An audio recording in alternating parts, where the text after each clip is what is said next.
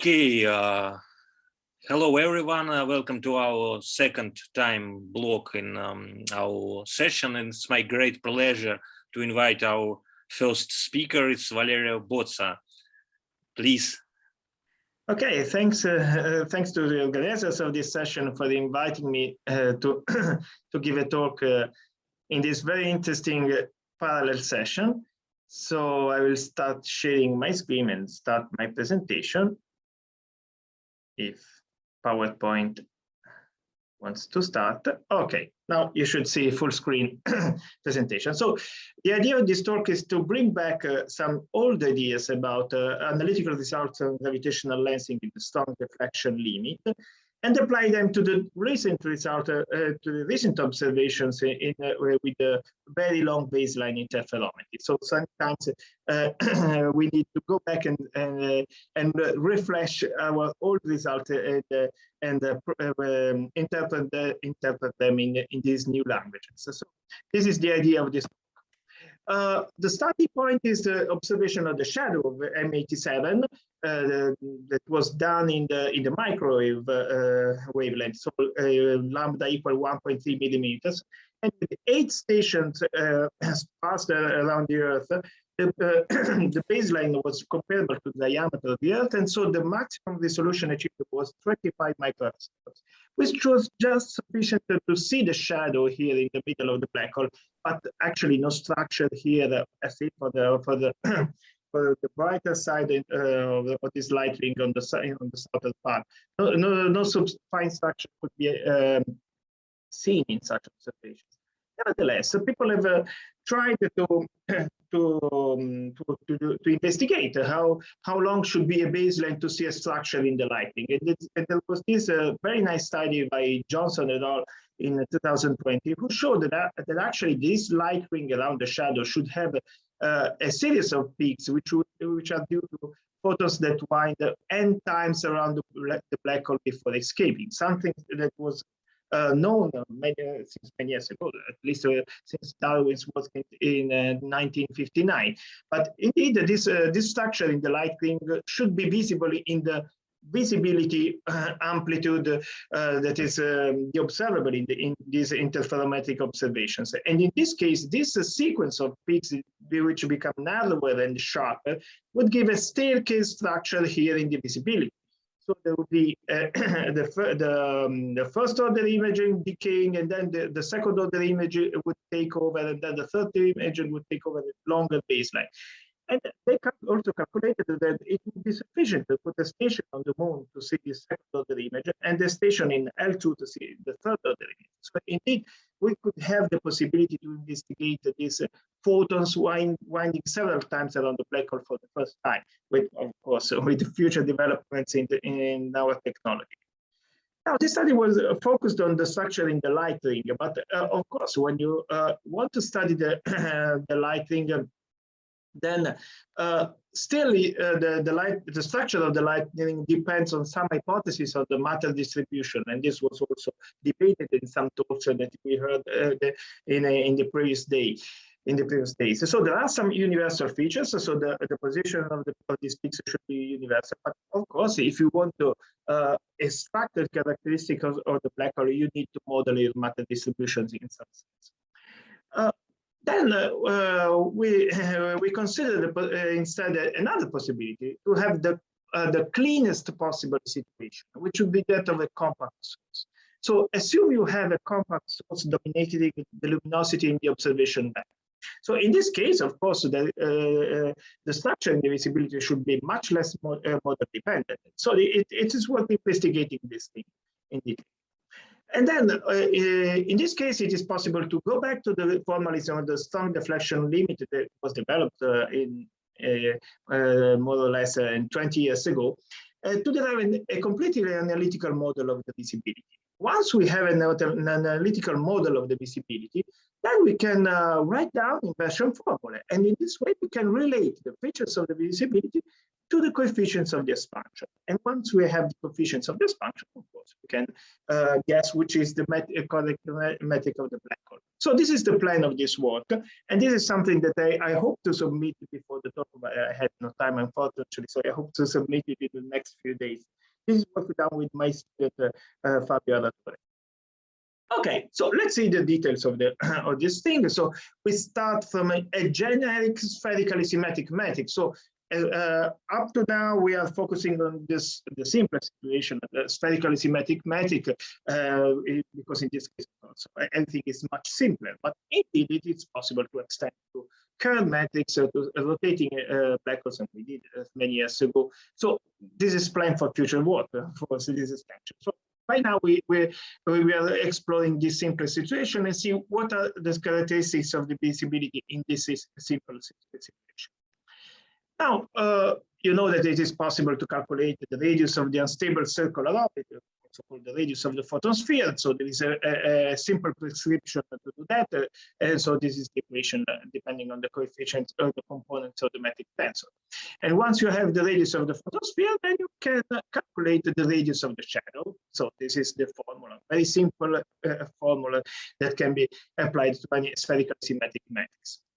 So the next step is to see what happens to the images of a source. So we consider images that appear very close to the shadow. So we use this parameterization for the position of the image. So the image appears very close to the shadow plus some very small displacement. And then we make an expansion in this displacement, and we can calculate the deflection angle. Correctly, we should speak about the variation of the azimuth, because when we speak about the deflection angle, we think about the asymptotic trajectories. But in this case, the source can be very close to the black hole, so it's more correct to speak about variation of the azimuth. This deflection, anyway, is a logarithmic function of this epsilon, as it is well known, and the coefficients of this expansion A and B can be calculated with a very simple algorithm. So, of course, this looks weird here, but it is important to say that the full algorithm fits in one single slide. So, after all, it's not very difficult to calculate the coefficients of this expansion A and B once you have your metric, your spherical symmetric metrics. And so you can put these coefficients here. So you have the deflection as a function of epsilon, of the displacement of the image from the radius of the shadow. And of course, you can invert your problem. And so you can write down the lens equation. And then for the given position of a source, so a source it should be at the distance Rs and at an azimuth phi s, then you can calculate the positions of the images. So this is the formula for the images with this displacement epsilon given by this formula. It's just an exponential function of phi s. And of course, here you have the integer number, and that tells you how many loops around the black hole your photons have done. So depending on this, of course, this epsilon will be smaller and smaller at a higher order. So higher order images will appear closer and closer to the shadow. Okay. Of course, when you do interferometric observations, the extension of the images is very important, because it rules the size of the features you see in your visibility. So we have to study the extension of the source. So assuming a small source with some extension in the radial, azimuthal, and the polar direction, then we can calculate the tangential extension of the images and the radial extension. Since we are in the spherical symmetric problem, the tangential extension of the images is the same as the tangential extension of the source. This is always the case in the spherical symmetric case. For the radial extension, we just have to expand to differentiate this formula. And of course, since this is an exponential, we find that the extension of the images is given by the same coefficients at delta theta 0, which does not depend on the order of the image, and the exponential, the same exponential epsilon n that we have here. The plus and minus sign, I forgot to say, refers to the images with positive parity appearing on the same side of the source, and the negative sign applies to negative parity images appearing on the other side of the black hole with respect to the source. Okay, so once we have the images, once we have the extension of the images, then we can make a plot, for example. So this is a plot of a source that is lensed here. So here we see the primary image. This is the negative parity images that is generated in not so weak field, so in the intermediate field, let's say. And then here we have the two sequences of higher order images appearing on both sides of the black hole, so very close to the shadow of the black hole. Here is a zoom in which you can see the first order image and the second order image here. And these are tracked by this very simple formula that we have derived that we have written before. Okay, so how can we describe these images? Of course, we have, since we want to see what happens to the visibility, we have to inject some profile for the brightness, for the surface brightness of the images. And so we chose a simple Gaussian function, just because the Fourier transform of the Gaussian function is another Gaussian function. So that in this case, it's very simple. The study becomes very simple. And so we have the x-axis along the line connecting the lens to the source, and the y-axis perpendicular to this axis. And so we can parameterize this position of the images along the x-axis here. And so the extension along the perpendicular axis is just given by the tangential extension of the source, as we said before. So with this simple formula for the images, we can do the Fourier transform and obtain the visibility. And so this is the analytical model of the visibility with this simple toy model, let's say, of a compact source with a Gaussian profile.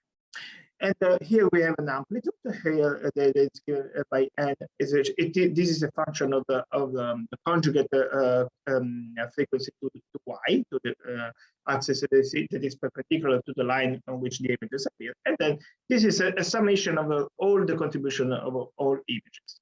And indeed, here you can see these are Gaussian functions, and this is a phase function. So this is a sequence of Gaussian steps with a phase function. So we recovered the same staircase structure that was given by Johnson et al. And we can plot it. And of course, this is a plot of phi s equal to 90 degrees. And so we have a sequence of steps here. And here I've labeled the order n that appears here in the ICRANet, and the negative sign for the negative parity image and the plus sign for the positive parity image. So you can see this sequence of steps. And so for 90-degree position of the source, so source in quadrature, all these steps are equally spaced. And the extension of these steps depends on the extension of the source. Of course, if we change the position of the source, the position of the steps will change.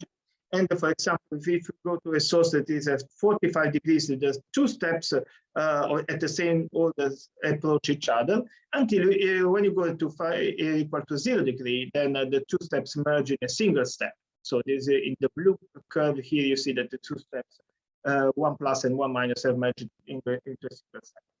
Okay, okay, this is a plot with many possible source positions.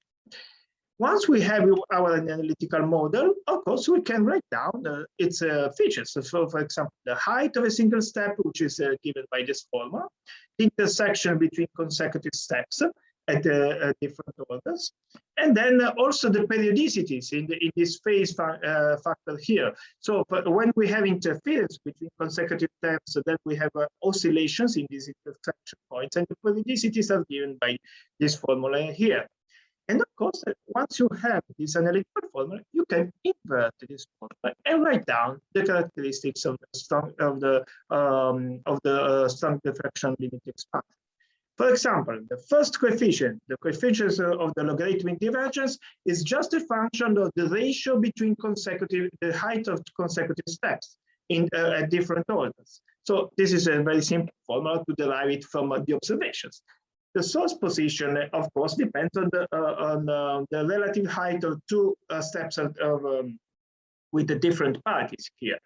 And then using the periodicities, you can also obtain the radius of the shadow. This is similar formula was also contained in a very recent work by Lux and also Michael Johnson and other people. And finally, also, from the periodicities, you can even obtain the second coefficient of this function. So the coefficient of the constant term in the strong deflection limit expansion. And so, in principle, you can decode the strong deflection limit formula from the observations, from these interferometric observations. Of course, we can do some examples. This is polarized neutrons. So you can see that for different values of the charge, then this height goes higher here, and this periodicity goes lower. For example, this goes higher also in this case. You can do similar examples with the Janice-Newman-Winnicott. Very fast here because otherwise. And now, once we have this toy model, what are the perspectives for observations of this situation? Because we are focused on a compact source. But when we observe at the millimeter band, actually, we are looking at the non-thermal radiation from the accretive method. So indeed, there is a contribution from all the accretion flow. But we can have compact sources from localized flaring events, for example. So if we have a flare in some part of the portion of the accretion flow, that we have a burst of radiation coming from that spot, and then so in case you can have a compact source that could be a good case for this investigation. And of course, we can have similar results as Johnson et al. Said. So indeed, we can be sensitive to higher order images with a sufficient baseline. Since we focus on the spherically symmetric case, of course, we need to have a fortunate case of the alignment of the images along the baseline. But if we have an orbiting source, this would occur twice per orbital period. So it's not impossible to obtain this alignment.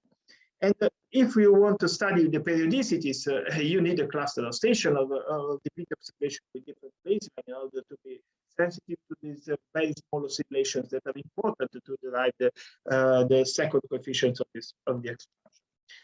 Another case would be in the mid-infrared. Nobody has ever considered the mid-infrared band up to now, but it would be interesting because in this case, we could even be sensitive to stellar atmospheres that would provide ideal compact sources. In this case, we would pay again a factor of 100 for the resolution. So with a shorter baseline, we could have a higher resolution. But at the current technology is very far from the required baseline. So, for example, as far as I know, the most advanced project is this LIFE project for imaging terrestrial exoplanets. So very different field. And in this case, they consider formation flight with the 600 meters baseline. We are very far from the 1,000 kilometer baseline that we would need for observing the stellar atmospheres with the mid-infrared interval. And so these are the conclusions. So compact sources are interesting because they are less model dependent. They can provide a cleaner case for the observation of a black hole and to derive the characteristic of the black hole with a simple study. And so we hope that in the future people will be able to build this interferometer space and observe these features in higher order units. And so I stop here. Okay, thank you very much, Valerio. It's very interesting. We have time for probably one question only.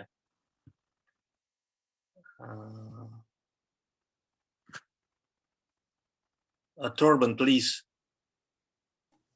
Yeah, I have a question. I thought for some while if it might be possible to build a radio telescope while finding some, let's say, bigger objects in the Kuiper belt, so that we send something out really far away and build a baseline by that. Do you think this could work? Yes, of course. I don't enter. I'm not an expert in this technology that is used for the very long baseline interferometry. So your idea is to build a space station, something like that. Yeah, something like that. Or find a big object in the Kuiper belt, like Vesta, and place a stable telescope on one of them. Yeah, that would be the possibility. So you, yes, you're right. In principle, we can exploit the full asteroid belt and then put antennae on each asteroid and have a very large cluster of antennae that could be useful for very long baseline interferometry. That would be great, of course. But of course, we should ask aspect if it is possible to achieve this stability, because of course you need to track the distances between these different stations with very high accuracy if you want to exploit the phase difference, the small phase difference between different stations. So I don't know, but possibly that would be a great idea. Thank you. Okay, thank you. I guess we need to move. Probably we can discuss further on the discussion part at the end. So now, next speaker is Abraham Harte. He will talk about geometric optics, its correction and green function and curved spacetime. Abraham, please.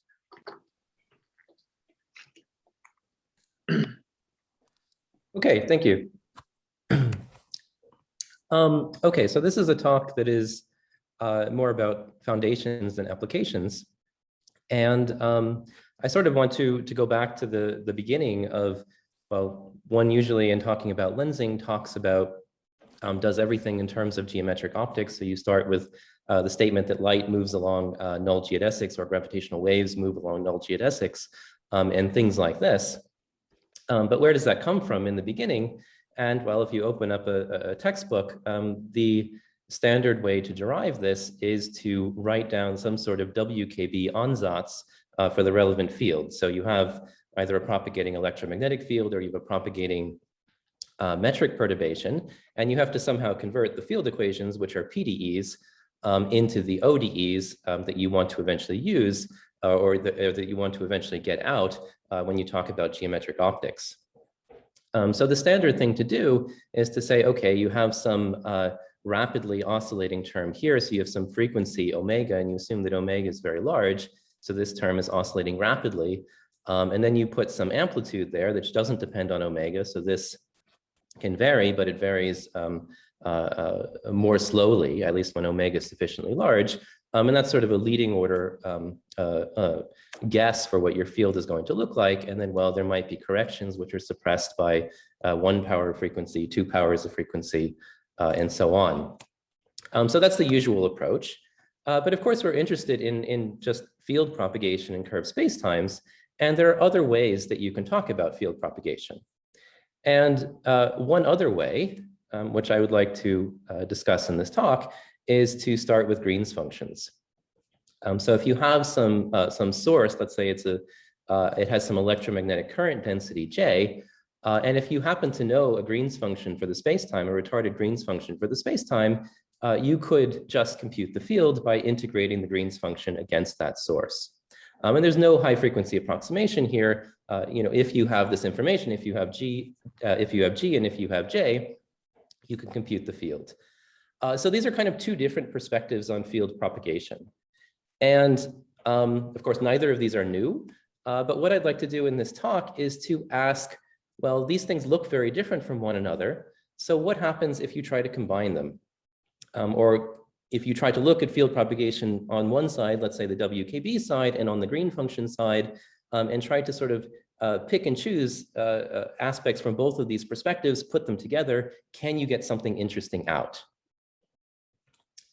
So before, and the answer is yes. So before explaining that, I wanted to give a couple of sort of advantages and disadvantages to these sorts of two perspectives on field propagation. Well, the obvious restriction is that, well, the high frequency approximation is, as the name implies, requires that you have high frequencies. Green's function approaches don't care. You can also understand the low frequency behavior. Another thing is that in the Green's function approach, you have a direct connection between field and sources. So you can say if you measure the field sufficiently well, you can understand really what the structure of the source is. And on the WKB side, that's much more awkward because you're really just working with vacuum field equations the whole time. You can do it, you can relate sources to fields, but it takes a lot more work. But despite these disadvantages for WKB, of course, it's used almost universally. And the reason is that it's really easy to use. Green's functions are almost never available in closed form in a curved spacetime. So it's really a difficult kind of thing to work with. And you only really do it typically when you can't do it any other way. So if you look at typical applications, these are not comprehensive, but WKB methods are used, or let's say the output of WKB methods, namely the laws of geometric optics, are used almost universally in trying to understand, let's say, gravitational lensing, which is what this session is about. Whereas Green's function methods are more used for, let's say, quantum field theory and curved spacetime, for understanding self-force, so motion of massive bodies and how they interact with their own fields. But really, these are just different ways to look at field propagation on curved backgrounds. All right, so let's now try to relate these two perspectives. How do you relate WKB and Green's functions? And well, you think, okay, WKB is a high frequency approximation. To talk about frequencies, we should talk about Fourier transforms. But it doesn't really make sense to talk about a four-dimensional Fourier transform over space-time. That works in flat space-time, no problem. It works in some other very limited contexts, but it doesn't really make sense in general.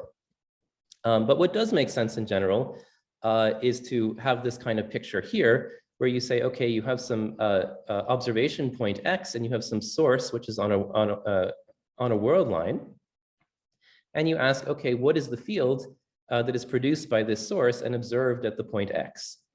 And well, you can just say, all right, suppose that the source is oscillating in some way. There's some, in electromagnetism, could be some oscillating dipole moment. In gravity, some oscillating quadrupole moment, whatever it is.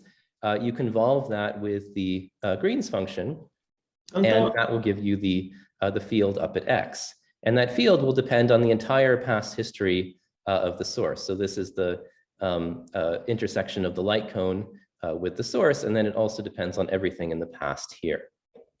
All right, so that's just a statement of what the field is. That's not relating anything to Fourier transforms.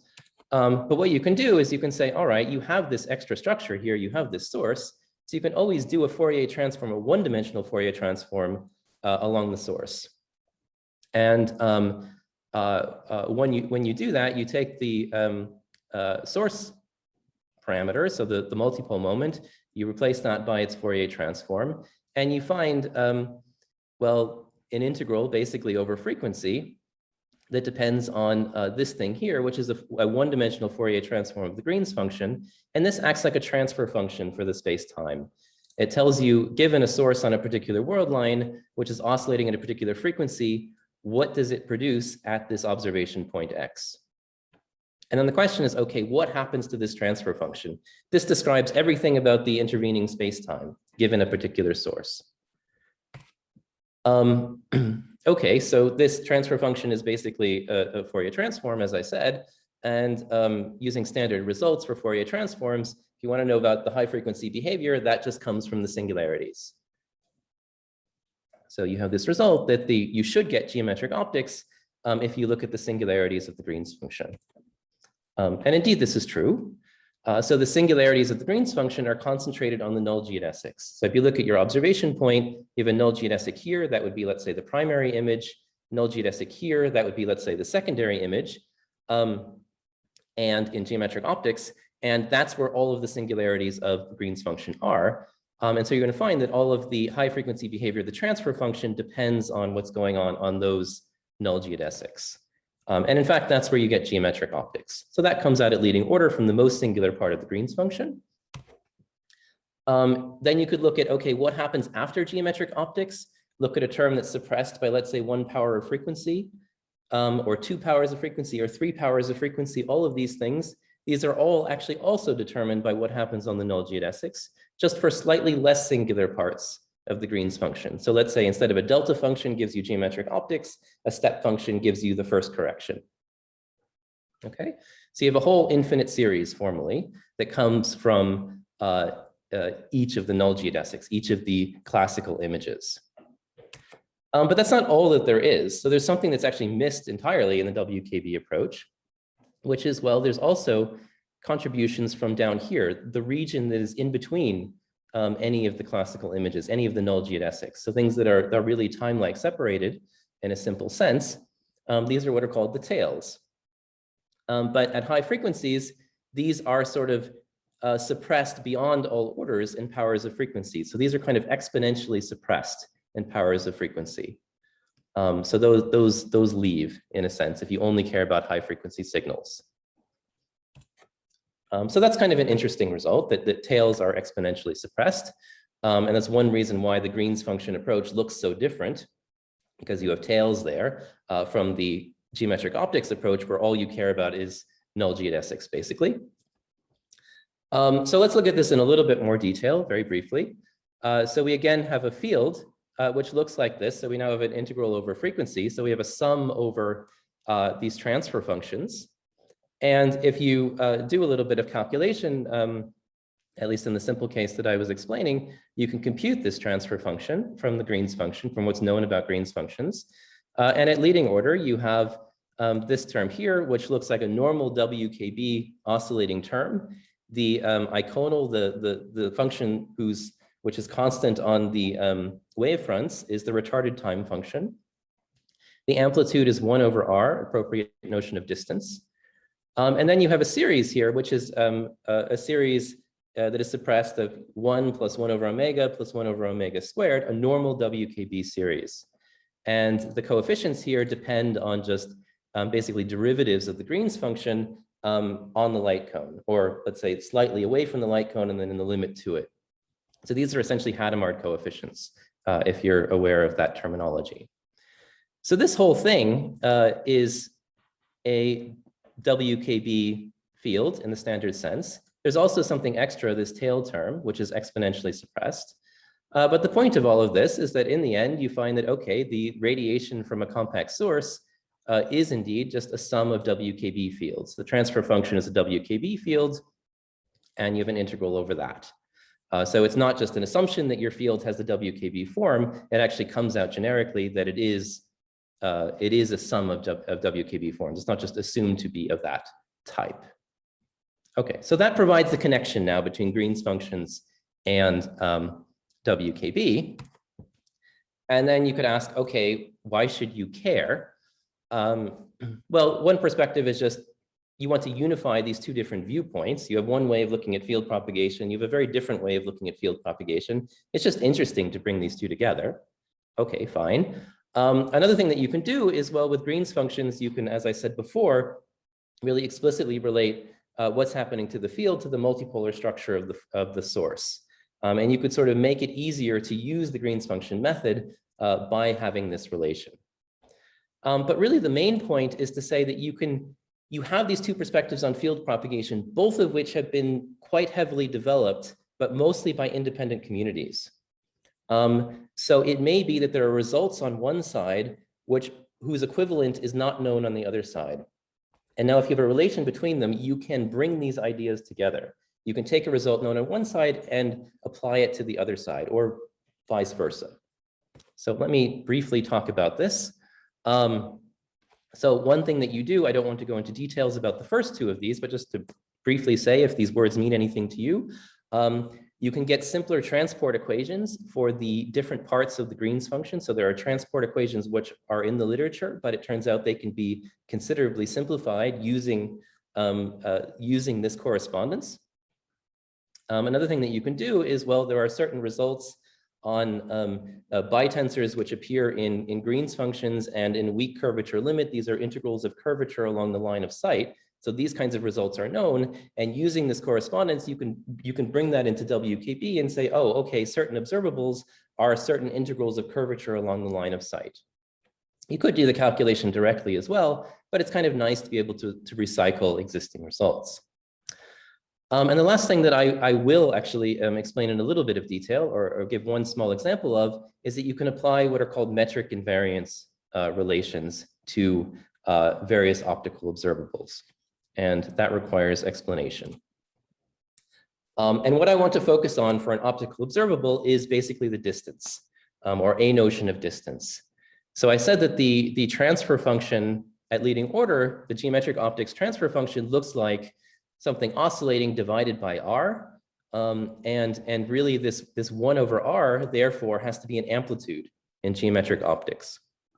And this 1 over r is more precisely an affine distance over the square root of the Van Vleck determinant.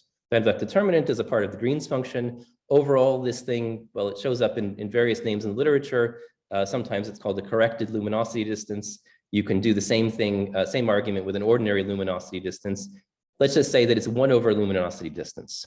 Okay, that's a geometric optics amplitude. Now, suppose that we have a source and an observer again, and we know the distance r between the source and observer in some metric. Let's say a flat metric, just to make it easy. Now, let's say that we actually care about a different metric. So the flat metric is, let's say, g, and we then want to deform g. We want to have a g hat, some different metric. So, you know, let's say it's whatever, it involves whatever metric perturbations there are in the real universe. We want to ask, how does the distance change?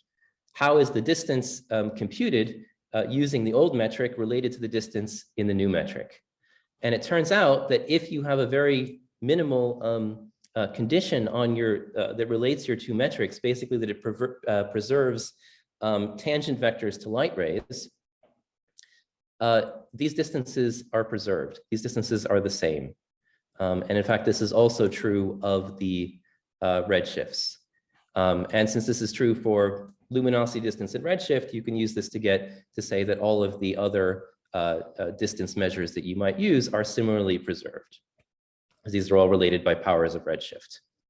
And so this actually involves, you can deform the metric using 7 completely arbitrary functions without changing the distance, or more precisely, you change the distance only by whatever the metric is doing at the emission point and at the observation point, but everything in between is irrelevant.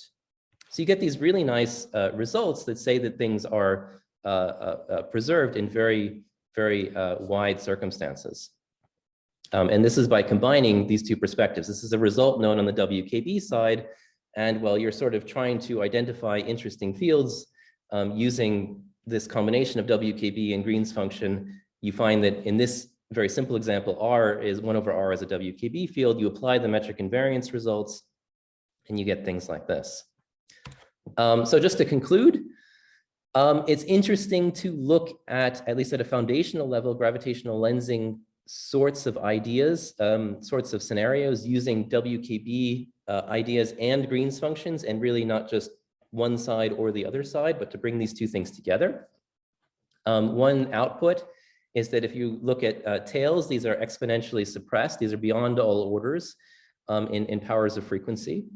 And another thing that you get is one simple application is that luminosity distances and a lot of other observables transform in a very simple way under large classes of metric transformations. So this is kind of, can be viewed as a statement of what one application of this statement is. Basically, it's useful to use things like light cone gauges. And well, I don't have time to elaborate on that, so I will just stop there. Thank you. Okay, Abraham, thank you very much. We have a time for questions. Nikolai, please. Hi, so it's a very nice talk. I'm a kind of person who is fairly familiar with geometrical optics, but not so much with the Green's function formalism. And I have a question regarding what is actually known about the Green function formalism. For example, what is known about this the singular part of the Green's function? Are there any specific or general results? What it looks like? How you should imagine that? Yes. Okay, so it's known globally. There are general theorems that the singular portion is concentrated only along the null geodesics. Mm-hmm. And then in terms of the nature of that singular bit within the normal neighborhood, so before you hit a conjugate point, it will be a delta of the world function, basically. And beyond that, things are less clear, but basically, but roughly speaking, what happens is that your delta function singularity turns into delta of sigma, turns into a 1 over sigma after passing through the first caustic, and then you get a minus delta of sigma and so on, and you get this sort of repeating pattern. Okay, thank you. Okay, and the next question is Antonio, please. Okay, thank you. I'd like to ask you this thing. Which of the two methods is more appropriate to deal with, let's say, space-times with different topology, or to, let's say, compute the effects of topology of space-time on the propagation? Okay, that's an interesting question. I would say that if you have non-trivial topology, much less is known about the structure of these Green's functions. So unless you're staying in a relatively small region, it would probably be easier to use WKB type methods, at least at the present moment. Thanks. Okay, thank you, Abraham. Once again, we will move. Our next speaker is Jenny Wagner. Wonderful, good morning. Wonderful, good morning. So, can you see my slides? Yes. Okay, good. Then a wonderful good morning and welcome to Lensing of 69. In the summer of 69, people wanted to free themselves from the traditional conservative standards. And analogously, I would now like to show you how we can free lensing, in particular strong gravitational lensing, from its conservative models. But let me give you a motivation first. Take a look at the picture and try to answer the question, who's behind the tree? People who have been to the desert will immediately tell me it's a lizard behind the tree. People who have been abducted by aliens will fear the guy behind the tree because they think it's one of their kidnappers. But no matter whether you want to answer with lizard or with alien, you let your previous experience guide your perception in order to interpret the data in a way which is not purely based on the evidence that you actually have. So the most general answer you can give to the question who's behind the tree is not a lizard or an alien, but it's one guy with two green hands and a green tail, because this is the evidence that we have. And everything else is based on some implicit model that we use in addition to this data interpretation. Now, what does this have to do with strong gravitational lensing?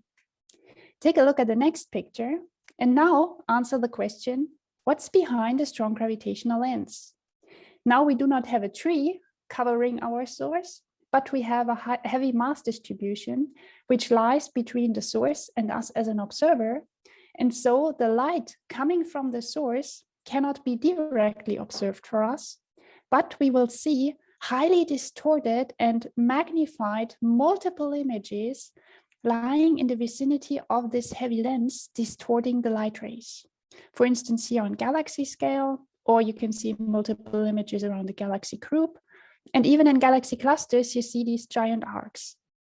And again, now we would like to ask the question, what's the maximum information that we can learn about the lens and the source without using any additional model assumptions, just like in the lizard and the alien example?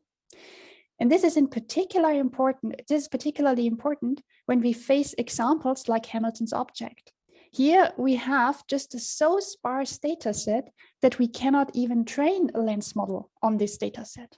So if you're interested in the details of Hamilton's object, have a look at our paper, which is just in print at NNRAS. And what we have here is a freshly detected galaxy cluster based on a red mapper detection, which assigns a cluster center based on the red sequence.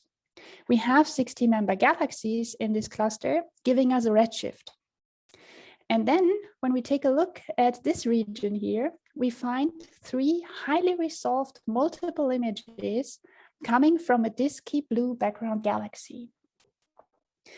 And spectroscopical follow-up is so good to tell us that we have this redshift here, and it's actually a multiple image configuration coming from the same source. But that's it. We do not have any further information. This is no Hubble frontier fields cluster with 100 multiple images where we can train a model based on every detail. We just have these 3 multiple images. And now let's have a look what we can actually get to know about the cluster and about the source without being able to train a lens model. So we would like to use data, not models. let's get back to the strong gravitational lensing formalism. My colleague Nicolas Tesoro and we had a nice idea how to get information about the local properties of the lens without using any lens model. And the lensing equation is used here, which connects points in the source plane, here for instance like y0, to its multiple images that the lens generates, for instance x1 here and x2 here. And now let's make the assumption that in the vicinity of one of these multiple images, the distorting properties of the lens remain constant to a very good approximation. Then we can put all these local distorting properties into the so-called distortion matrix. And now we take this at the position of this multiple image x1 here. And this allows us now to map the entire vicinity of this multiple image into the source plane by using this distortion matrix at the position x1. So we can map this back to the source plane. And now we can make exactly the same approach for the image x2. And when we now invert the distortion matrix A2, we can go back from the source plane to the lens plane, now ending up in the vicinity of image x2 here. And this means by doing this journey from image x1 to over the source plane to image x2, we have accumulated a product of unknown source properties and of unknown local distorting properties. This is that we have image 1 and image 2 where we have these features here observed. So we can set up a linear transformation mapping image 1 onto image 2, which is actually observable. And this observable property now here encodes this linear transformation T. So we can connect observable properties to local non-observable properties.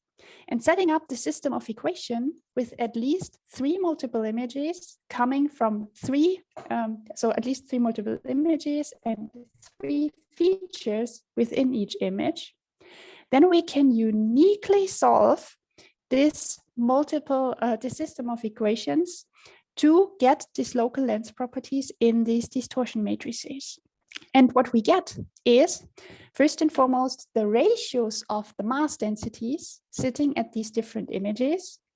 And we get a property which is called the reduced shear, which gives us the local distorting strength normalized by the mass density which sits there.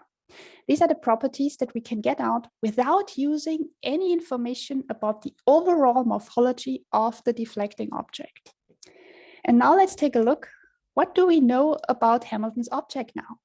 We have 3 multiple images, and we are so lucky to have 7 features in each multiple image that we can now map onto each other to get the local lens properties out of this image configuration. The reduced shear has a value and a direction. And when we now plot the directions of these reduced shears, here shown in red, yellow, and green for all the multiple images, then we find that these reduced shear directions approximately cross in this region here. And this is the apex of the critical curve that these 3 multiple images are supposed to lie close to. It looks like this approximately. In turn, this tells us, if this is the apex of the critical curve for these 3 images, that the cluster center, the deflecting mass center, must lie somewhere around this region here. But RedMapper mapped it somewhere over there, even not seen in this detail. So we now come to the conclusion that either the center of red sequence galaxies is not actually the center of the mass where the deflecting mass object lies. So we can have either an incorrectly assigned center by RedMapper, or we can have actually 2 centers of this cluster and we see a merger. This just comes out from the RedMapper center compared to this 3 multiple image configuration and what it tells us about the lensing mass center. But it gets even better. Let's forget about image C, and now let's take a look at this nice fold configuration of image A and image B. It's called a fold because you can fold image A onto image B. And now we would like to know where these fold points lie in this region between image A and image B. You do this by taking each multiple image, for instance, here's feature 7 in image A, and you connect it to the equivalent feature in image B. And then you find the center of this connection line. This is where our critical curve point lies. So the point which allows us to fold feature 7 in image A. Now we can do exactly the same for all the other features individually. And we end up with the white circles that we see here in the plot on the right. It looks quite linear when we look from afar. And when we fit a line through all these 7 points, we actually find that all points lie within the 1 sigma confidence bounds of this line. So this means we have a linear approximation to the critical curve in the entire region between these multiple images. Because we see this linear fold, so we can actually fold image A onto image B in this linear way here. And this implies that we cannot have a lot of dark clumpy matter between these 2 multiple images, because then we would not get a linear approximation to the critical curve here. So we can conclude that on the order of like 1 arcsecond, which is the extension of this multiple image, the dark matter must be smooth in this vicinity here. And this gives an estimate of the dark matter smoothness scales of about 6 kiloparsec at the redshift of the cluster. This is, I think, the most marvelous result that we can get out of 3 multiple images, or even just 2 multiple images here. And of course, we can also reconstruct the source, as I told you before, by using the local lens properties and back projecting the feature vectors of each multiple image with their distortion matrix into the source plane. But we only have ratios of distorting properties, so we do not get the absolute size of the source. We just get the morphology of the source up to an overall scale factor. And in addition, what we have here is an imprecision confidence bounds on our local lens properties. And they, of course, also propagate through to confidence bounds in the source plane. So I would rather say that this is only a qualitative reconstruction so far, but we can already see that we have a high degree of agreement of all the individual source reconstructions. And so I would say this is a promising tool to study galaxy evolution in the early universe when we develop this approach a little bit further and tighten the confidence bounds here. It's important to have this idea and to have this method, because when we do the reconstructions based on lens models, they may give us a bias in these source reconstructions, which may influence our conclusions about, for instance, here the star forming regions in these galaxies. So let me sum up what we can learn when we use data, not models. We just get a local description and local descriptors of lens properties, but they are complete assumptions.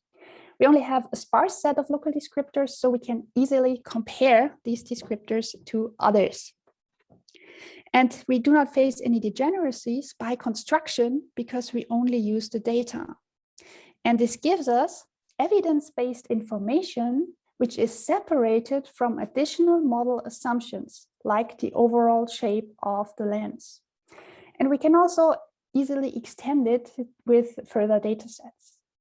So all in all, we have 3 important applications. For instance, like in Hamilton's object, we can explore the distortions, the local distortions in the sparse data sets, for instance, in this fold configuration to gain an estimate on the dark matter smoothness scales. When we increase the amount of data, and we have, then actually lens models do a very good job, but they impose additional assumptions which need to be tested and corroborated. And our approach provides this test, at least in the vicinity of these multiple images. For instance, we can take the local lens properties and we compare these local lens properties with the ones that we get from a lens modeling algorithm. For instance, based on light trace's mass. So we can check the light trace's mass assumption in the vicinity of the images. And save the best for last, have a look at this JWST simulation, where we expect 1,000 multiple images in a galaxy cluster. Here, the density of images is so high that we can actually use the local descriptors with a little bit of interpolation in order to get predictions of the distorting properties in such a galaxy cluster without using a lens model. So we have a highly efficient approach, which works best in sparse and large regimes of data. But the most important thing here is that everything is purely based on understandable physics and sound mathematics. So we do not have to train an artificial neural network black box in order to handle the huge data sets which are to come in the future. With this, I would like to end. Happy day, talk is over. And if you're interested how we can transfer the idea to plasma lensing, you should definitely chat with Shin-Jong. He's giving a talk on plasma lensing on Friday, so it's worth to get up early. And if you have questions, have a look at my email address or ask them now, because I'm also working on the improvement of lens models, and I need to give a talk in another session, because I think I found a nice explanation and derivation why the Navarro-Frank and White profile is a good approximation to dark matter halo mass densities if everything is just based on gravity and we can neglect the velocities. So we also have further corroboration which lens models to take in the future. Thank you very much. Thank you very much, Jenny. And thank you especially to be exact in time. So we have a time for questions. Yes. Nikolai, please. Hello, it was a nice talk. If I understand correctly, your method is based on an assumption that the distortion of each of the multiple images is strictly linear. Now, this may be a little bit of a tricky assumption, especially when you look very close to this critical line, because I would expect a slightly different behavior there. On top of that, you also have microlensing by small structures in this lens galaxy. So I think I see a bit of a limitation of this method here. Could you comment on that? Yeah, that's a good question. So what kind of limitation do you see? Because we have a finite resolution. And for instance, when you go to galaxy cluster scales, normally people just used the center of light as a data point because they couldn't even have enough resolution to see the extended shape. And now we are getting the extended shape. So I think to the approximation at which we can resolve our data currently, this actually works well. But as you say, if we increase our resolution, then we go to another scale of gravitational lensing, namely we go to the finer structures, to the micro lensing. And there, of course, you need to take into account that you're actually breaking this assumption.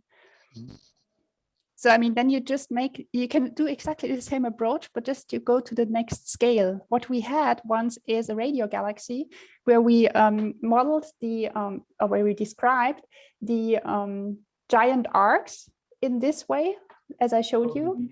And then we found out that the giant arcs have break up into several different clumps. And these different clumps could again be modeled in exactly the same way with lensing of 69. So we applied it to several scales, always using the linear approximation, which is valid on this scale.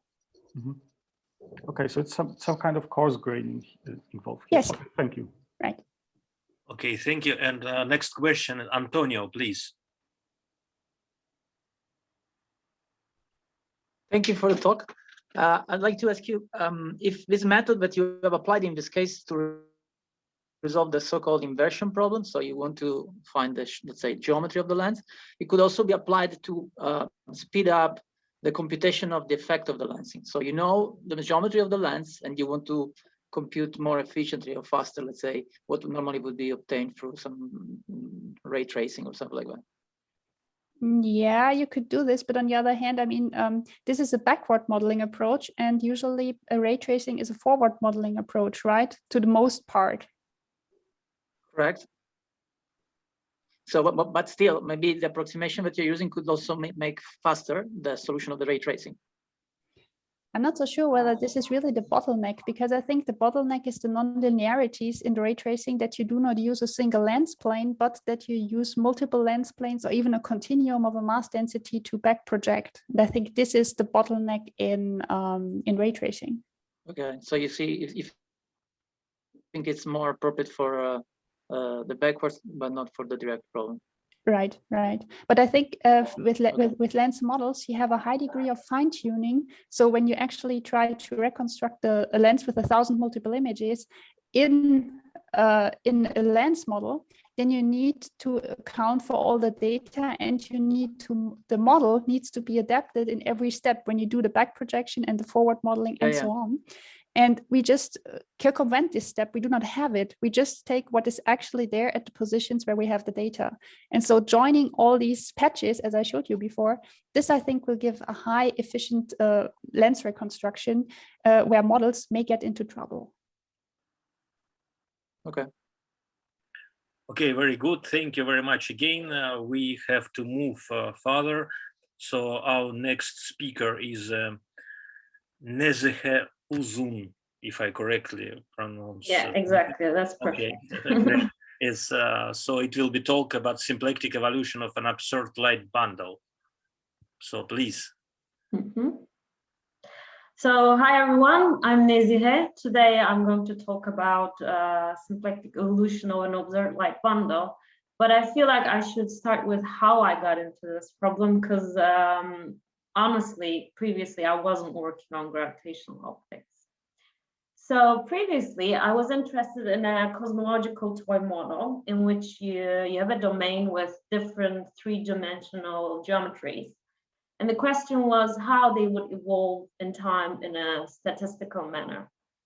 And then I started worrying about whether the distance reciprocity and relativity would still hold in such a setting. And then once I get more involved into this problem, I got hooked with the concept of the reciprocity itself. And it turns out that there are many branches in physics that we observe reciprocity. For example, in elasticity, we have the Maxwell-Betti theorem for a virtual work done. And in that case, you see that there's a symmetric tensor that connects the deflections to forces. And this is the reason behind this observed reciprocity for work. And in thermodynamics, there's Onsaga's reciprocity, which is related to entropy production. So again, when you go and look at the proof, you see that there is a symmetric tensor that connects the thermodynamic forces to flows, and that is the reason behind this reciprocity. And in relativity, we have Etherington's distance reciprocity. Say you have an observer on Earth, you have an observer on a galaxy, and they want to measure distances. In that case, what they do is they measure the cross-sectional areas here and the solid angles there. And by dividing them side by side, they find the distances, right? And the reciprocity theorem tells us that the luminosity distance is equal to the angular diameter distance up to a redshift factor.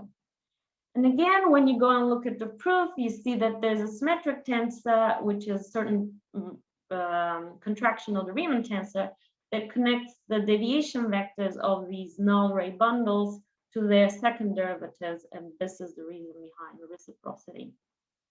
And so when you go and look at all these other systems that satisfy reciprocity, you see that it signals the potentiality of the system, meaning there is a Hamiltonian approach that is defined on a symplectic phase space.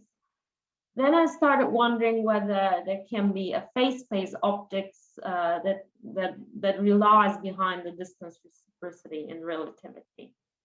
So I'll basically talk about that. Now, let me first walk you through the Newtonian Ray Optics first, which of course starts with the Fermat's action. Here, n is the refractive index, ds is the Euclidean arc length.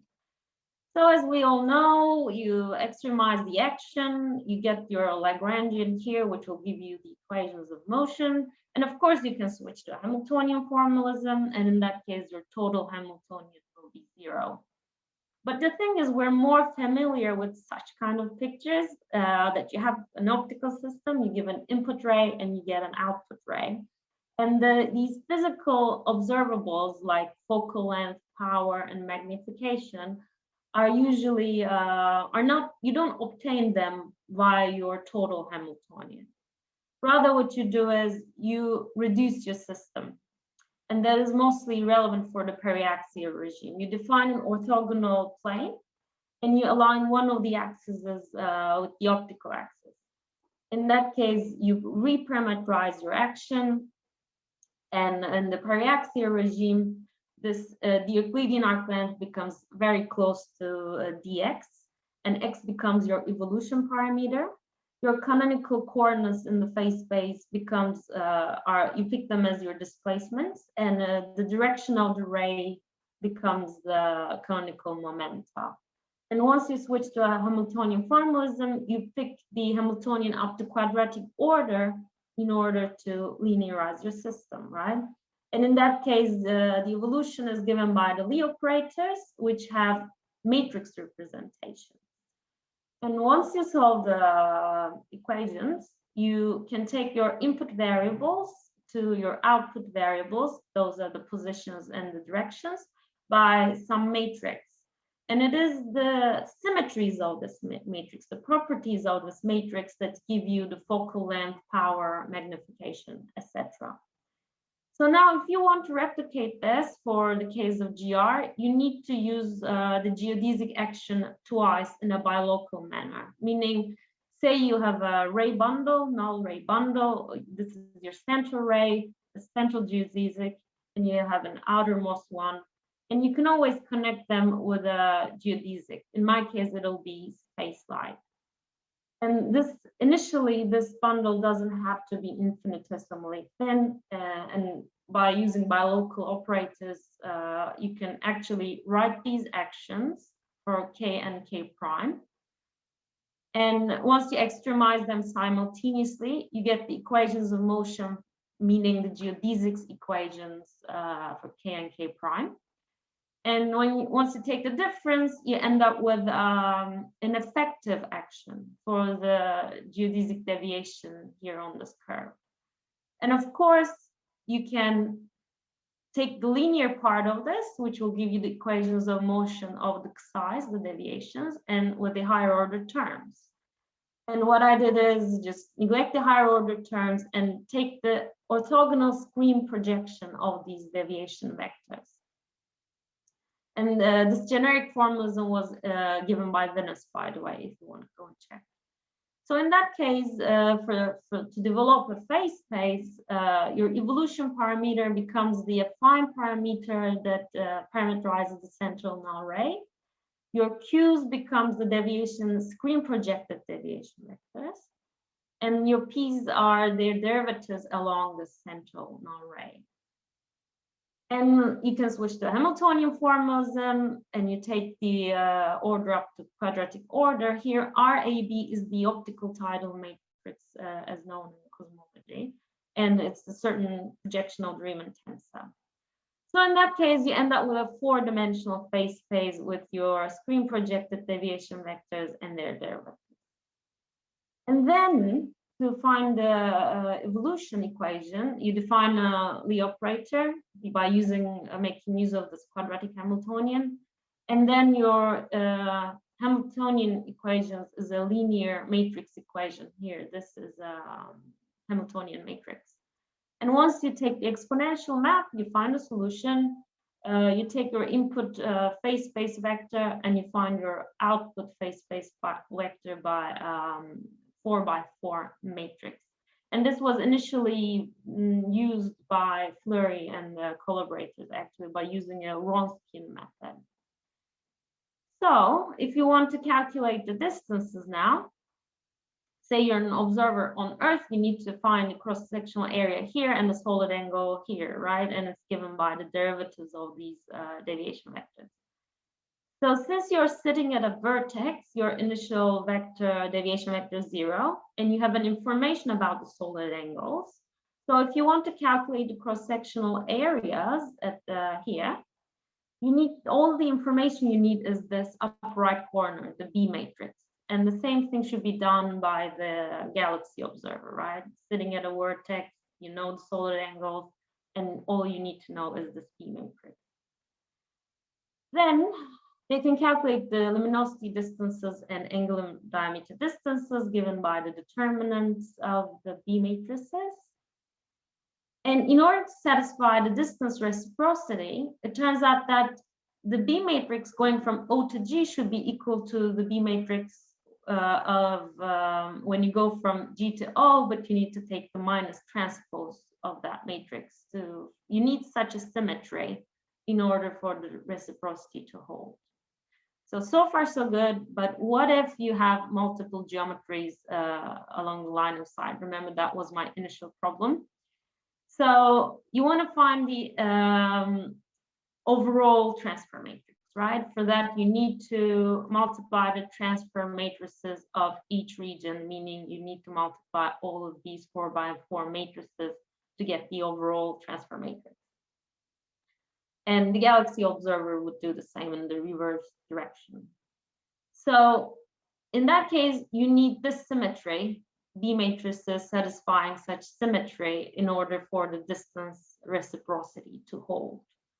Now, it is true that in each region you do satisfy such a symmetry, but the overall B matrices are not just the multiplication of these sub B matrices, right? You need to multiply all these 4x4 matrices and then read off the upper right corner. And then neither that would hold in the reverse direction. So once you multiply them, you get such relations, and it turns out that only some of these terms satisfy such symmetries. And at that point, I was worried that distance reciprocity would be broken. But you see that for the overall distance reciprocity to hold, this being equal to the minus transpose of this one, you need certain constraints or symmetries, let's say. So once you take the inverse of your transfer matrix, it should look like this once you switch the emitter and the observer. Plus, you need some additional symmetry conditions. And it turns out that any matrix which satisfies such symmetry conditions is a symplectic matrix. Actually, this is not a surprise because we came here by a Hamiltonian formalism, and we took the exponential map of the Hamiltonian matrix, and exponential map of Hamiltonian matrices is basically symplectic matrices. So the distance reciprocity is not broken in my case either. So why is this a good approach? Now I'll list some potential applications.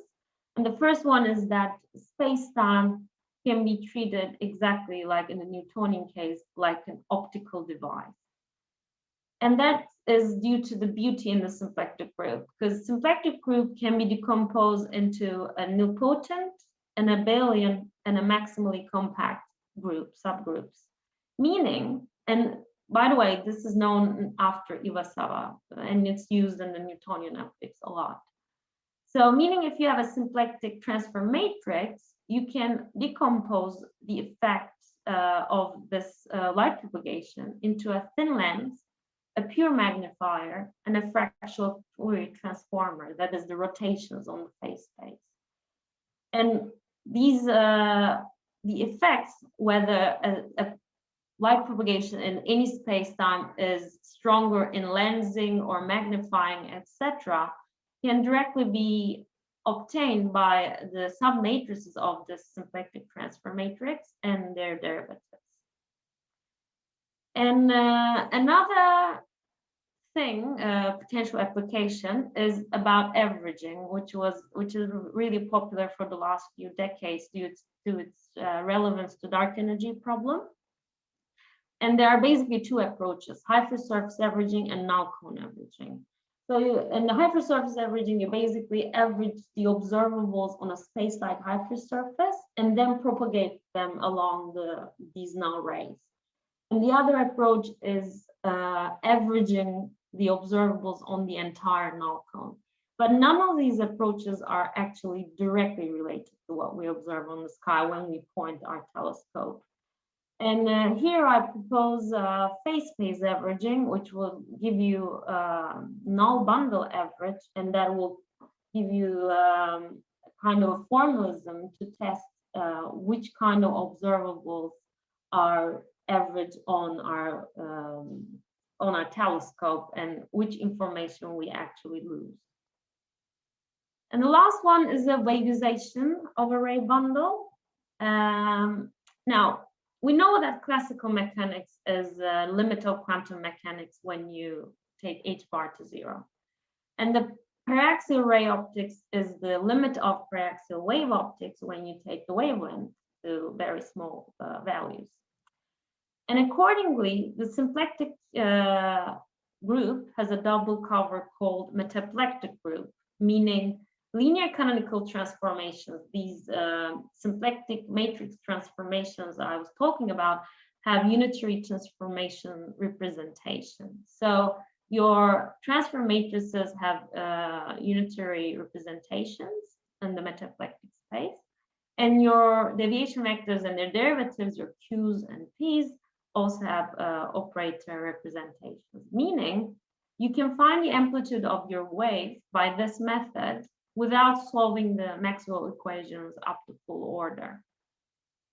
And that's relevant for the wave effects for lensing of light and gravitational waves, because gravitational waves are also treated in the geometric optics realm.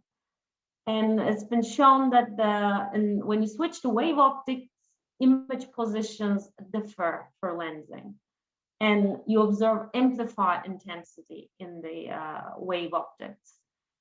For gravitational waves, for example, people found some analogous effect to a Horonon-Bohm effect. They're really interesting studies. Or something for light, it has been recently found that there is an analogous pinhole effect. So I think those are becoming hot topics in our field, which we should be looking up to. So to summarize, if you want to have a ray optics, geometric optics in GR, you should be applying geodesic action at least twice. And that gives you an effective geodesic deviation action by using the Jacobi fields.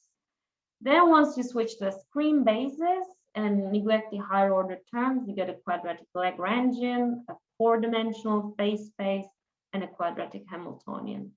Then by using the generic method in classical mechanics, you get Hamiltonian equations as a matrix equation, linear equation. And once you solve that, you get a symplectic matrix that transfer your ray bundle variables. And it's the symplecticity conditions of this matrix that gives you the distance reciprocity in the most generic setting. And you also have some potential applications, like any space-time can be treated as an optical device. One can define phase space averaging and null bundle averaging for the observables we have on the sky. And one can actually switch from the ray bundles, from the wave bundles, which have very nice potential applications. And I think that's it. Thanks for listening. Okay, thank you very much. We have a time for questions.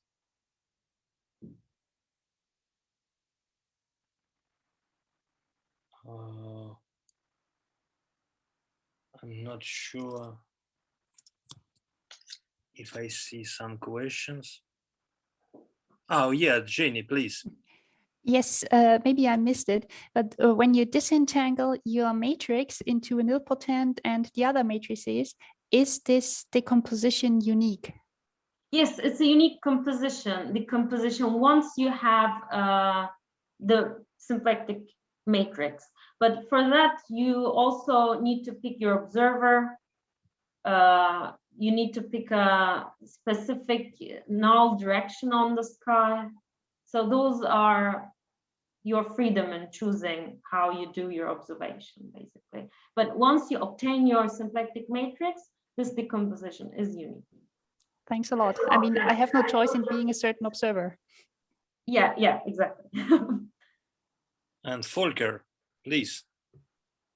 Do you have to care about conjugate points by hand, or is a formalism automatically doing anything well? So I think the transfer matrix is not invertible if you have a conjugate point, right? Yes. So with this formalism, you cannot have caustics. But once you switch to the metaplectic operators, because it's singular, right? This B matrix would be singular, and in that case, you wouldn't have distances would be not definable. So did you say in this formalism you don't have caustics? No, it's not allowed. It's not allowed. It's not allowed. Okay. I mean, that's of course you would get like singularities basically. Yeah. In particular in cosmology, that's of course a very, very strong restriction, right? Yeah, you know, this estimate by George Ellis and company, how many caustics are on our past light cone. Yeah, it's 10 to the, I don't know, something. Yeah, 26 or something, I know. Yes, yeah, something like that, yeah. But the good thing about this is once you switch to metaplectic operators, when you waveize the system up to first order, those metaplectic transformations, those are integral transformations, you can treat the caustics. You can still propagate light once you switch to the wave picture, which is a nice formalism. And people use this in Newtonian optics, actually. Okay. Yeah. Thank you. So probably life would be easier without caustics. Okay, thank you very much. Let's move, and our next speaker is Nikolai Karczynski. He will speak about weighting space-time along the line of sight using times of arrival of electromagnetic signals. Please. Thank you very much. Let me start my talk. Okay. Can you see everything? Yeah. Okay. Yeah. So hello, everyone. I would like to talk about a new type of measurement our group has recently developed, and also about the mathematical framework which is connected with that, and which may be quite useful in many other branches of physics. And it's based on two papers. One of them is older. The main one, however, was just recently accepted in Physical Review D. And here's the idea. So imagine you've got a space-time, whatever space-time, and you have 2 points connected by a null geodesic, the emission point, and in the causal future, the observation point. Now, you consider 2 very small regions around the emission and the observation points. These regions are so small that you can treat them as effectively flat. In the emission region, you place a number of comoving clocks, comoving and synchronized. This region is basically a flat space, so you can synchronize clocks the way you want. And the clocks emit electromagnetic radiation, pulses of radiation at prescribed moments. Then this radiation travels roughly along this null geodesic.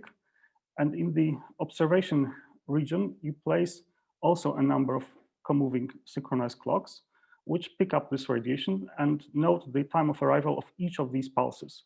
So you have measured precisely the times of arrival of electromagnetic pulses between pairs of emission and observation points. Now, I claim that with this setup, you can say very interesting things about the curvature of space-time between the point E and O. And in particular, under certain conditions, you can measure the matter distribution along the line of sight.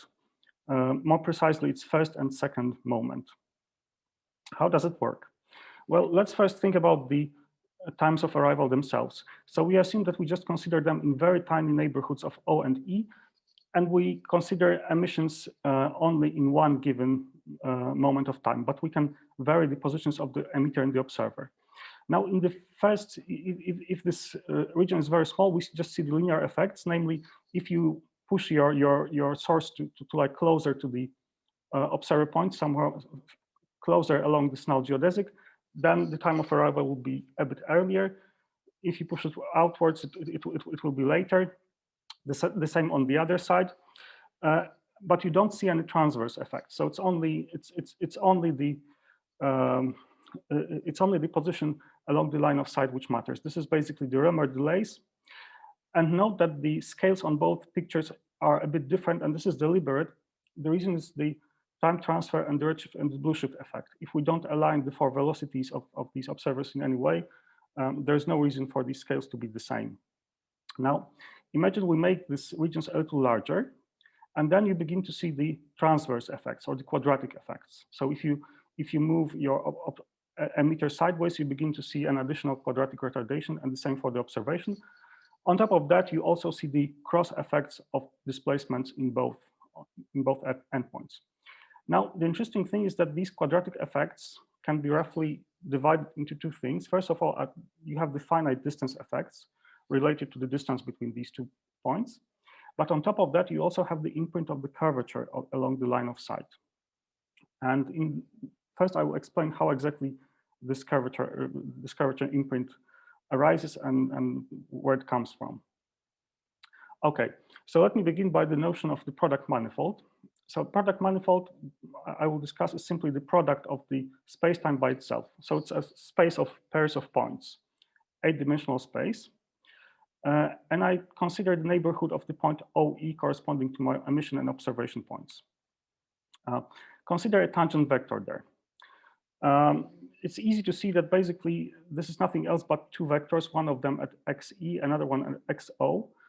And if you have a coordinate system, you can just stack their coordinates one upon the other, and you get an 8-dimensional vector, which is the tangent vector to the point OE. More formally, there is an isomorphism between this tangent space to the product space and the sum of tangent spaces. I also introduced a special metric tensor on this product manifold, which has signature 4++. Now it's a metric space. And the most important object I will talk about is the geometric locus of points connected by a null geodesic. So we consider pairs of points for which we know that there's a null geodesic which connects them. Now, this is a very interesting object because it defines the shapes of all possible light cones. Namely, if you fix an observation point along one axis and you take simply a section with the appropriate plane of this complicated locus, geometric locus, what you will get will be simply the light cone centered at a particular point, and the same also with the other axis. So it defines the shapes of all light cones in this space-time. Now, life would be much simpler if this were a submanifold, but unfortunately, it isn't. Even in the flat space, the diagonal is in the diagonal you have complicated singular points, and on top of that, the appearance of caustics means that it will be also there will be also self-intersections, folds, and other complicated things in this set. However, you can assume that at least locally, this will look like a 7-dimensional submanifold of this product space. And I assume that this is the case for the points O and E. This simply means that we are very far away from caustics. If this is the case, then we can take the point OE, which has to lie on this surface, and we can calculate the normal vector and the extrinsic curvature to understand the shape of this surface nearby. It turns out that this is very easy. This vector is nothing else. In order to get this normal one form, you just take the tangent vectors to the null curve at LO and null geodesic at LO and at E. You lower their indices and you take them together and you get simply the normal one form to the surface. It's a bit more complicated with the extrinsic curvature, but it turns out that it is given by basically the distance between these 2 points and the space-time curvature. Let me just remark that these objects are only given up to a common rescaling. This is a null one form, and you cannot normalize it. By the way, the proof of everything I'm doing here proceeds via the formalism of Singh's world function. And more precisely, we use the fact that the world function as a function on this product manifold, its 0 level set is nothing else but this local surface of communication. Okay, so how do we connect the extrinsic curvature to the space-time curvature on the line of sight? Well, first we take the resultant of the first order geodesic deviation equation, or the bilocal geodesic operator, or the symplectic transfer matrix as it was called in the previous talk, between the points O and E. It was considered by many authors.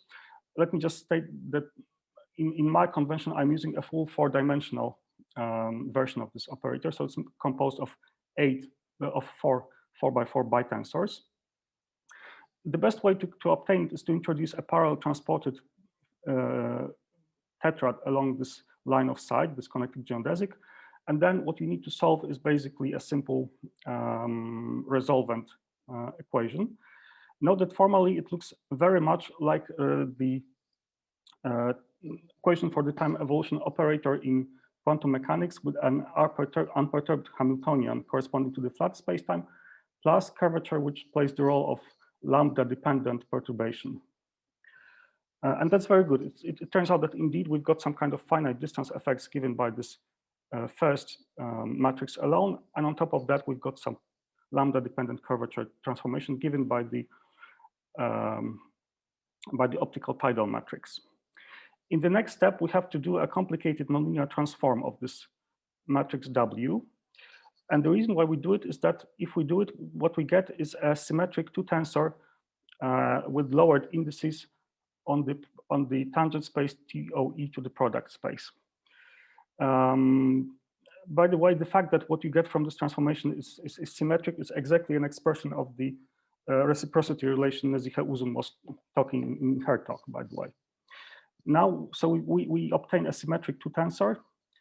Now what we need to do in the last step is just to restrict this tensor to the tangent space, to the local surface of communication, or to the space orthogonal to L. And this way we get the extrinsic curvature of this local surface of communication.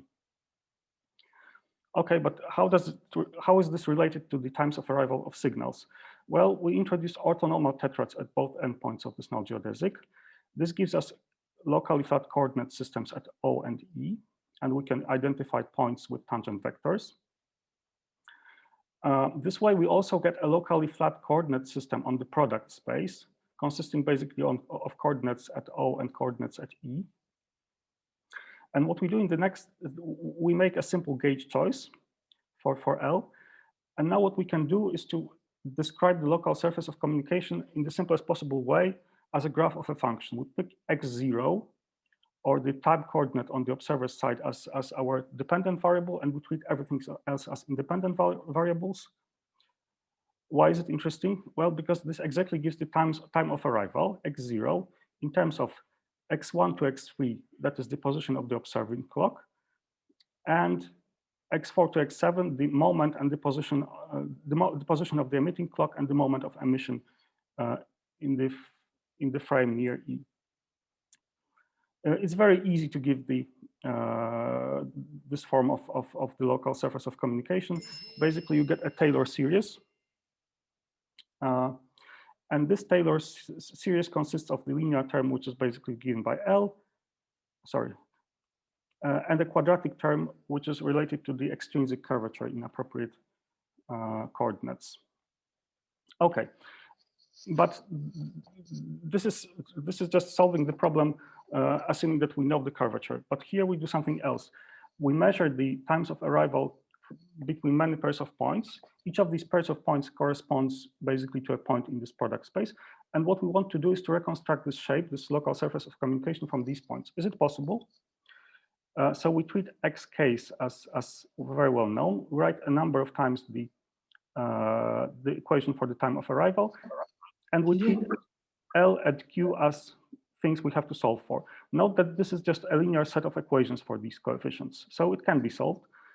And geometrically, what we are doing is simply finding a unique quadric through a set of prescribed points. And this is a standard problem in algebraic geometry. It can be done, provided that these sampling points are arranged in an appropriate way, or that they're not arranged in a stupid way. Now, what we have done this way is that we have determined this local shape of the local surface of communication, or more precisely, its second order tangent from the variations of times of arrival. Okay, but how do we measure the space-time curvature? Well, we have to notice something else. In a flat space-time, this extrinsic curvature tensor has a very special form. In an appropriate diagonalizing basis, it has almost all vanishing components except for two of them, which are basically inverse of the distance between the 2 points. However, in a general curved space-time, the structure is much more rich. There's only 2 degenerate directions. So the shape really changes depending on the curvature along the line of sight. And we need to be able to distinguish, we need to be able to find the imprint of the curvature here. The only problem is that we don't have too much control over the tetrads we have been using on both endpoints. We cannot assume that they're, for example, parallel propagated. This is a bit of a problem, but not so much. It only means that we have to look for Lorentz invariants with respect to the Lorentz boost on both endpoints, and you can find them. So the quantity I focus on is something I call the distance slip. That's a simple quantity. You simply assume that you have an infinitesimal bundle of rays, which is initially parallel, and you look at its cross-sectional area and compare the cross-sectional area at the observation point with the area at the emission point. You get a dimensionless number mu. And the reason why we look at this quantity is that we were thinking about it in our previous paper. We have simply discovered that there is an indirect way to measure this quantity using precise astrometry. Namely, mu is simply equal to the angular difference between the angular diameter distance and the appropriately baseline average parallax distance. So it's hard to measure this quantity directly, but if you can measure the distance to the same object by two methods, then the difference will tell you about the mu. You can also use the luminosity distance and redshift for this measurement. So very precise astrometry should basically allow to measure mu. Sigma is basically always +1. I don't want to go into that. Now, there's a couple of interesting things about this quantity. First of all, it's independent of states of motion. So it doesn't matter what the four velocities of the observer and the source are. It vanishes in a flat space-time. And for short distances, it's given by the integral of the stress energy tensor. We can also define a similar quantity with the role of the observation and emission points reversed. Now, what we need to do is to express this quantity in terms of the data we have calculated. This is actually fairly easy. You can arrive basically at completely SO3 invariant expressions for these quantities. So you fix any properly oriented and time-oriented frame on one end and on the other end, and you can show that mu and nu are equal to these combinations.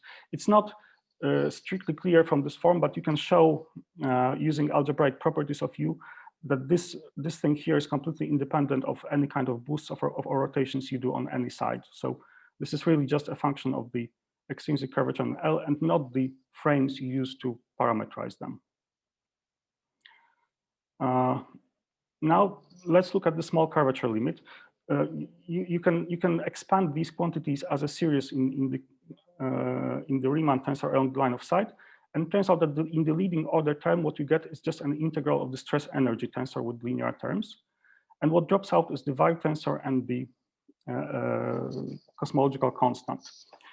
In case of pressureless dust, what you get is an integral of the matter density with certain linear functions of distance. And that's interesting because you can use these relations to relate dimensionless mu and nu to more interesting physical objects. Namely, if you know the distance, you can actually get the average matter density along the line of sight and the position of the center of mass of this matter distribution from mu and nu. Okay, I haven't shown an exact measurement protocol. It's actually very simple. We propose the following one. You put one clock in the center, then pairs of clocks at the same distance along on each axis, plus 6 additional clocks on the diagonals. That's 13 clocks. And we use the same setup in both ensembles. We also send signals at moments -L/c0 and L/c in the emitter's coordinate time. And it turns out that in this setup, it's very easy to solve the inverse problem. You can give exact formulas for each of the component of L and Q. And then after that, calculate mu and nu. Okay, in the last part, I would like to talk more about estimating the signal. This was very abstract so far. So under the assumptions that the size of this of each of these regions is much smaller than the distance between them, and that the curvature scale is even larger than that, you can show that the additional time delay variations induced by, let's say, a constant mass density in which this is all embedded, they're given by a very simple formula. Basically, you take the total mass inside a tube, a cylinder extending from E to O of radius L, and you take the Schwarzschild radius corresponding to this mass and divide by c, and that's basically your additional variations due to the presence of matter. So basically, you scoop all the matter in the cylinder, turn it to a small black hole, and calculate the crossing time by the photon. So this is a small time. If you have a pulverized Jupiter between you and the emission and the emitters, you will get additional 10 nanoseconds. If you have one solar mass, that will be 10 microseconds. Okay, it's time for a summary. So we have shown that the variations of times of arrival of electromagnetic signals at the second order between two very distant regions in the spacetime contain curvature corrections on top of finite distance effects. The reason is that there is an exact geometric relation between the extrinsic curvature of the local surface of communication and the spacetime curvature along the line of sight. It's possible to extract two scalars which quantify the impact of curvature on light propagation. And from these, under certain reasonable assumptions, you can get the first two moments of mass distribution along the line of sight. And this is a tricky differential measurement with the curvature's effects are shielded from much larger contributions like the tidal forces of massive bodies of the line of sight, misalignment effects, or velocity differences. The effects are usually very small. The framework may also find some applications in astrophysics, for example, in binary pulsar timing, where you consider the propagation of pulses through inhomogeneous gravitational field. Okay, that's it. Thank you. Okay, Nikolai, thank you very much. Unfortunately, we have no time for questions. Probably participants can ask questions in later in discussion. So let's move to our next speaker. It's Denis Retzel. I hope I correctly pronounced the name. I studied German, so I hope that's correct pronunciation of your name. So yeah, thank you very much. It is correct. Thank you very much for the nice introduction and also for the opportunity to speak here in this very interesting session, parallel session about rotational polarization in the gravitational field of a laser beam, Faraday effect and optical activity. And I would like to point out that this, what I'm going to present here is collaborative work with Fabian Schneider and Daniel Braun from the University of Tübingen. Now, for the start, let's have a look at Einstein's equations. And on the left-hand side, we have the Einstein tensor, which depends on the metric. And on the right-hand side, we have the energy momentum tensor. So to some extent, one can say that energy momentum is sourcing the gravitational field. So since light has energy momentum, it should gravitate. And of course, we also know this from cosmology, where light is a source that contributes. This talk specifically is about confined light, which is usually not considered in cosmology. Why is this of interest? First of all, from in the perspective of potential experiments, we have with the laser light, we have great sources or great light sources at our disposal to create confined light, and they have well controllable geometry, energy momentum, and even quantum properties like entanglement. So if experiments or if the gravitational field of these laser fields would be accessible experimentally, then we would have great sources for specific gravitational fields. But this is at the moment, at least experimentally, not accessible. And I will give you some numbers at the end of my talk. Why is it of interest otherwise? It gives us a different perspective on light. Light is inherent, so the properties of light inherent in modern physics. They were used to derive special and general relativity, and they are often the basis for alternative spacetime theories. So by investigating the gravitational properties of light, we might gain some insights about the nature of gravity itself, and we might even get some insights that are important for quantum gravity. Now, in this talk, I will present our results on the gravitational effect of the spin angular momentum of light. And to this end, we start we've used the formalism of linearized gravity. So we start from by splitting the metric tensor into a background metric, in this case Minkowski metric, in a coordinate system where this is just the diagonal metrics 1, -1, 1, 1, 1, and a metric perturbation where we assume that all components are much smaller than 1 in this specific coordinate system.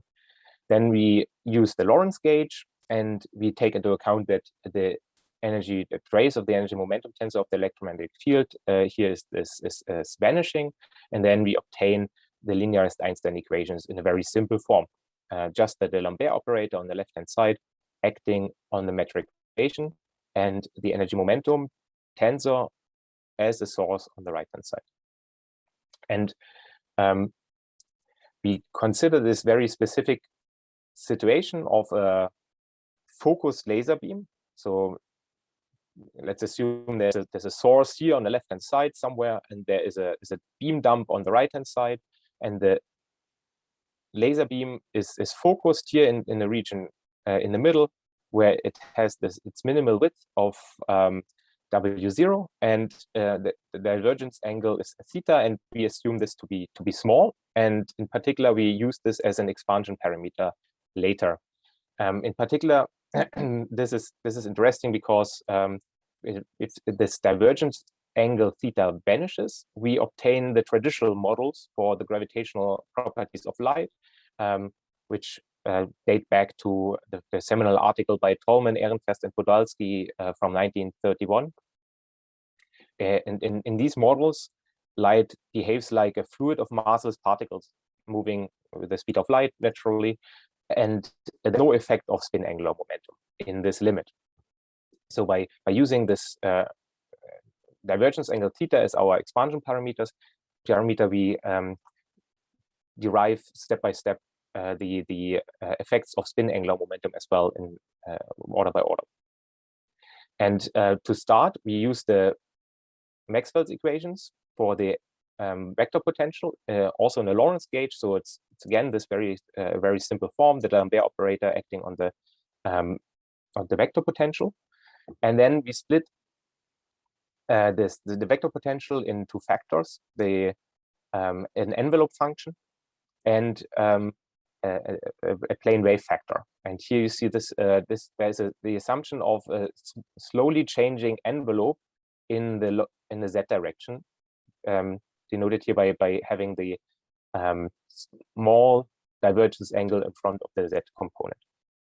Now, starting from there, plugging this into Maxwell's equations, we obtain the Helmholtz equation for the envelope function, displayed here, and then we assume a formal power series expansion of the divergence in terms of the divergence angle for the envelope function down here. And this is our ansatz. And from the Helmholtz equation, we then obtain a cascade of paraxial Helmholtz equations for each order of the expansion of the envelope function in terms of in orders of the divergence angle.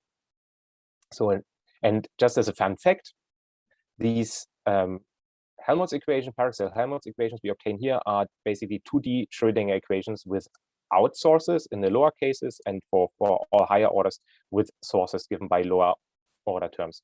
So you see this is the second order Poisson Laplace operator, and here we have the z direction.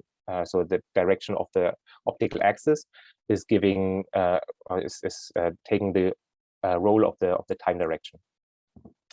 Now, the same formal power series expansion can be done for the energy momentum tensor as well, and also for the metric perturbation.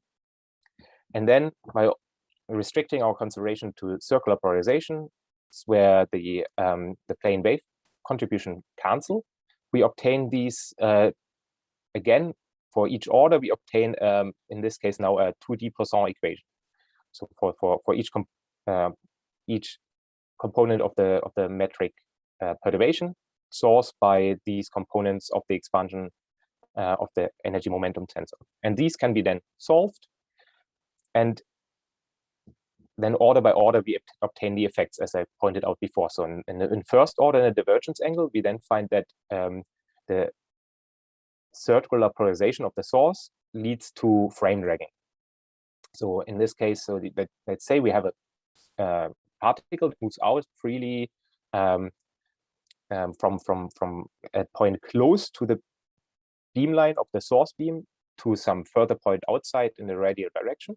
Then, due to this frame dragging effect, this trajectory will be curved, and the trajectory will be deflected. So the test particle moving outwards will be deflected, and this deflection depends on the orientation of the circular polarization of the source beam, so on its spin angular momentum. And this result was already described in a paper by Frolov and Foisayev in 2005. And we extended this to looking into the effect on a test beam of light in this. So now let's assume that we have another beam of light that we place into this gravitational field of the source beam at a certain distance from the source beam's beamline. Then, as for the test particle, there will be a rotation, and this rotation now will affect the polarization of the test beam. So, and since this change of polarization of the test beam depends on the spin angular momentum of the source beam, here we obtain gravitational spin-spin coupling. Now, in higher orders, we obtain, for example, in the third order, in the divergence angle, we find that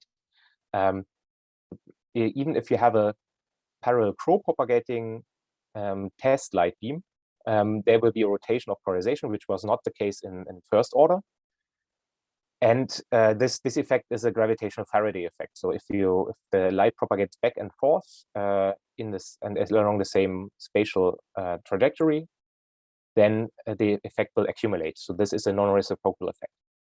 Now, we described this situation mathematically by using a formula derived by Plebanski in 1960, and this is a very this is a quite simple formula. We just use the derivative of the metric perturbation and contract it with a tangent, a spatial part of the tangent to the light trajectory. Of course, this is also deflected by the source gravitational field. And then the plane of polarization will also rotate, and that has to be accounted for. This is this delta omega here. And then after that is accounted for, there is just the rotation remaining in the plane of polarization, and that is what we are interested in. So it's a rotation by this angle theta. Now, this result was derived by Plebanski using an analogy of the propagation of light in a gravitational field in a curved space-time with the propagation of light in a dielectric. And to make this explicit, so one just uses the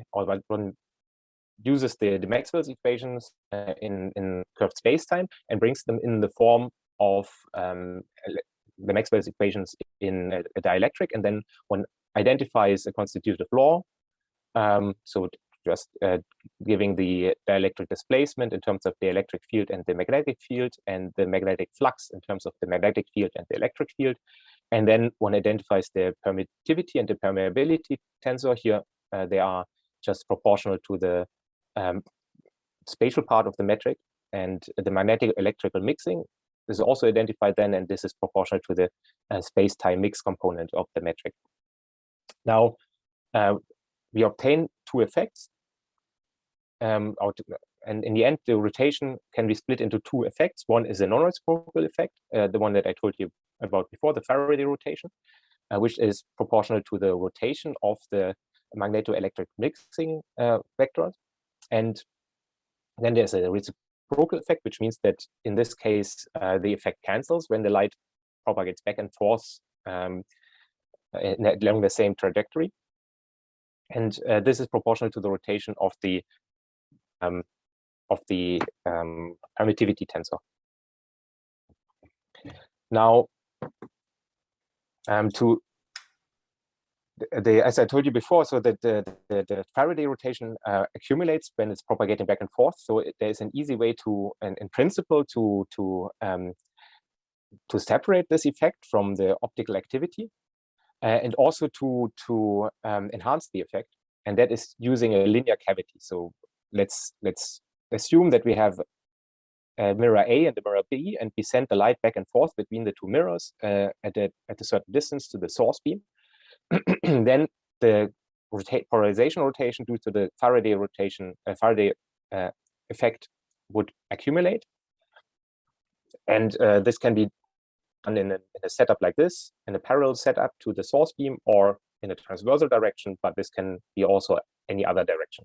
The important is linear cavity where the effect accumulates. Now, for the optical activity, it's a bit more complicated, but a certain setup that one could use is displayed here. So one could have a rectangular cavity setup where, let's say, A is a beam splitter, light is going in, and then it's rotating here in this mirror setup, and the effect is accumulating. Also, in this case, the Faraday effect would be accumulating, but in this situation, actually, it turns out that the optical activity is dominating. So here one could measure this specific effect. Now, is this at all measurable?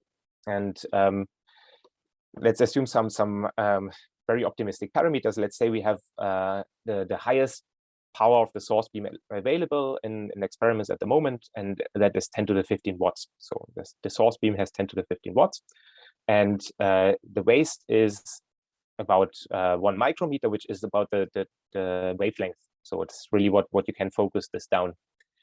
And we assume, so these effects that I told you about before are all in orders of the divergence angle. So we want to have the divergence angle large, but for the mathematical description that we had, we also want to have it smaller than 0, smaller than 1.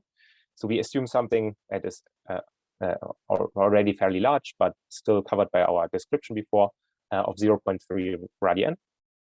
And for the test beam cavity, we assume quite a large finesse, but it's still realizable in principle, of 10 to the 6.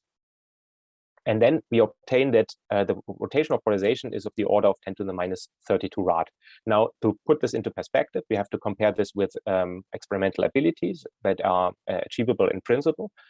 And there we assume for the power, so the sensitivity for polarization, for this polarization rotation would be of the order 1 over the square root of the number of photons in the cavity and the number of measurements. So we give the driving power of the cavity, so how much light arrives at the cavity and is then moving back and forth inside or the cavity, and we assume a certain measurement time of 1 week, so it's also fairly large. And then we obtain that this fundamental bound here, so this is the fundamental bound without any quantum enhancement or anything that might be assumed, then we obtain 10 to the minus 15 rad as the fundamental sensitivity bound. Now you see this is still 17 orders of magnitude away from the size of the effect, so it seems not to be measurable. So in summary, the gravitational field of focused laser beam leads to rotation of polarization in test beams, and this polarization direction or this rotation direction depends on the orientation of the source spin angular momentum. So this is gravitational spin-spin coupling of light. Unfortunately, this effect is far from measurable with current technology, but it reveals spin-dependent gravity effects that are usually encountered in quantum gravity, and therefore I think it's interesting to study that. And now I would like to thank you very much and refer you to our articles, and I'm here for questions. Okay, Denis, thank you very much. We have a time for one question.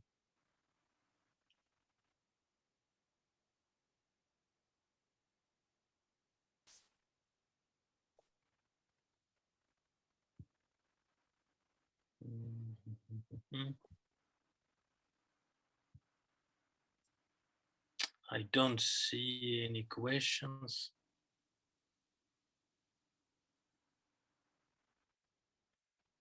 Okay, so thank you again.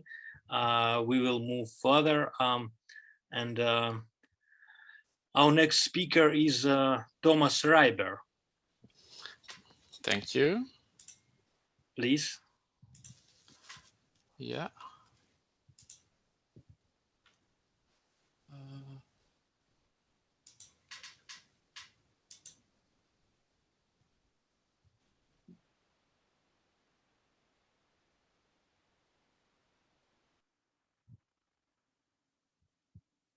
Hello.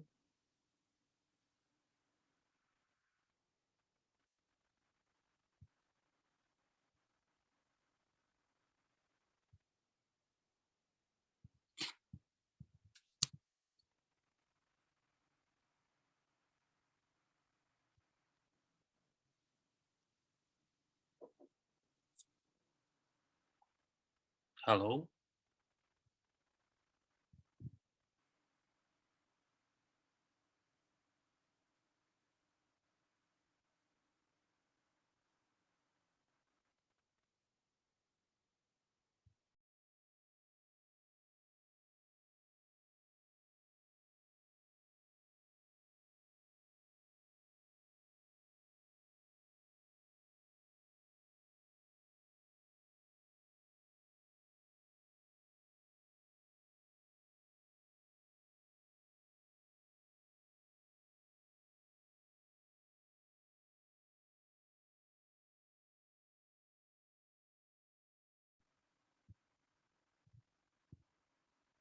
Does it work?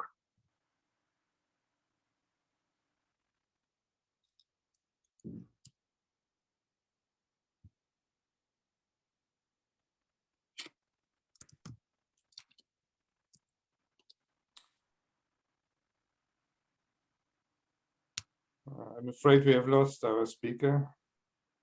What should we do? Wait a little bit? Probably he's trying to reconnect. So okay, everything works. We just have no speaker. Yeah. Yeah. I think we lost him. Yes. Actually, we tried the connection with him before the session. Everything worked fine. Probably we can go to another speaker and. Yeah, I think that switching the speakers would be the best idea. We'll have time in the end anyway. Okay. Well, there he is. He's back. Sorry, I had problems with my computer. There was okay. I hope now you can see my slides. Yeah. Okay. Thank you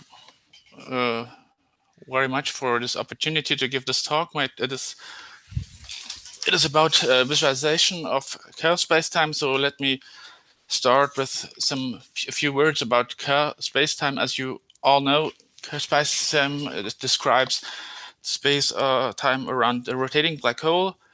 It has an ergosphere. There are two horizons, an inner horizon as well as an outer horizon, and there is a ring singularity which is almost never hit compared to Schwarzschild horizon. So most curves will not hit it.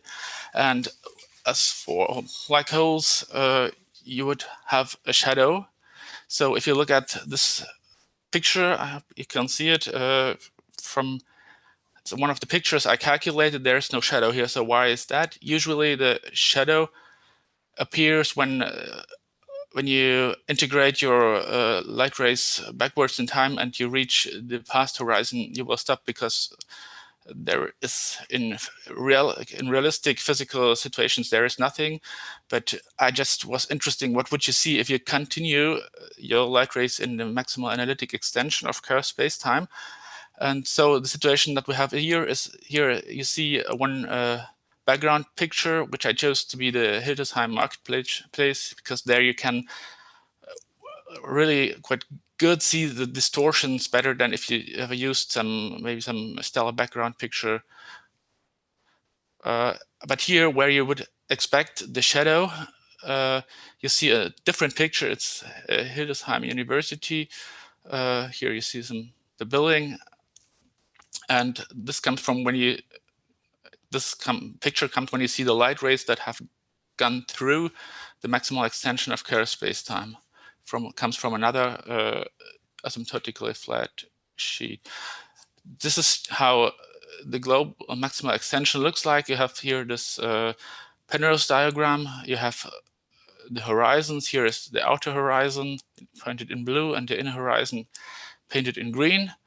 And they are located at specific values of r, say r plus for outer horizon, r minus for the inner horizon. Regions with r greater than r plus are labeled with 1. You have them here. They are repeated periodically in a maximal extension, and r will go to infinity as you approach the edge of the diagram.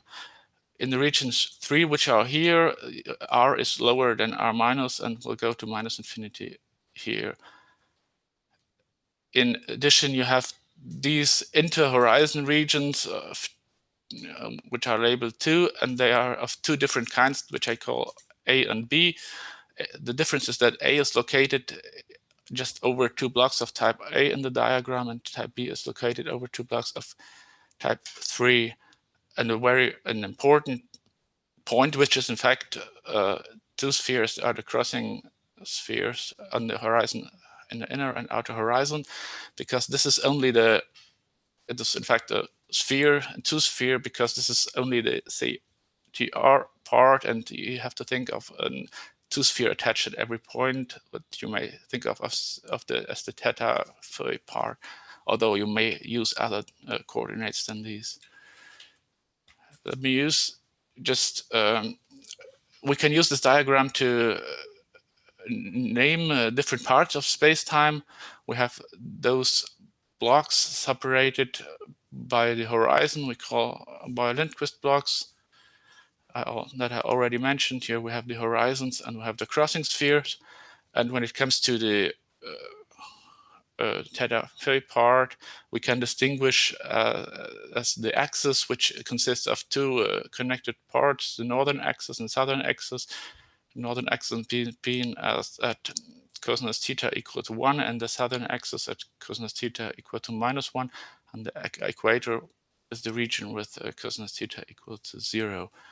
So if we want to do calculations in this extended space-time, we need coordinate systems. So the most common coordinate system are by Lindquist coordinates, but those will work fine in the outer region, but they do not cover horizons. And since they're spherical coordinates, they do not cover the axis. So we need different coordinates. There are in and outgoing coordinates that cover almost all of the horizons except for the crossing spheres. But since they're also spherical coordinates, they do not cover the axis. We may cover the axis by using Kerr-Schild coordinates, which mix up r and theta phi coordinates to give some sort of Cartesian coordinates x, y, z. But these are already quite well, but still not covered are the crossing spheres. So to cover also these small regions of Kerr spacetime, we can use some Kruskal-like coordinates. They are constructed from Kerr coordinates in a very similar way to the Kruskal coordinates of Schwarzschild spacetime, although the coordinate expressions will become much more complicated in Kerr spacetime. Also, Kerr coordinates have these angular coordinates, so they do not cover the axis. So if I also want to cover the axis, I will, instead of using the 2 angles to parameterize the 2 sphere, I will use 2 stereographical projections, one from the north and one from the south, to get 2 coordinate patches to cover all of the 2 sphere. And in the end, I construct an atlas consisting of Kerr-Schild coordinates and Kruskal-like coordinates and give them explicit numbering so that I can do the calculations in this extended chaos space-time. Here's just a picture how it looks like. You have ingoing Cauchy patches in blue, and the outgoing are painted in green. And as you see, almost everything is covered except for here the crossing spheres. And when you're close to these, you can use Kruskal-like coordinates. They extend over 4 of these Boy-Lindquist blocks, but since they depend exponentially on T, for example, they will get you will get numerical problems if you use them far outside. So we only use it close to the crossing spheres. In these coordinates, I can do the calculations. These are the differential equations used by the ray tracer. We have here some sigma and delta are the usual functions in spacetime that we already saw. We have the spin parameter A of the black hole, and we have the energy and the Carter constant of the light rays to be integrated. And here's the coordinate expression for K, which is just one of the principal null directions. To get more precise calculations, check the conservation of the constants of motions. There are 4 constants of motions in chaos spacetime, as we always have like the norm of the vector to be transported, which we may see as the mass, and it can be without restriction, can be put to 1 for time-like curves and to 0 for light-like curves. We have 2 constants of motion coming from the 2 Killing vector fields of chaos spacetime, which is the energy and angular momentum, and we have a 4th one, which is called the Carter constant. It's represented by a Killing tensor of rank 2. And from these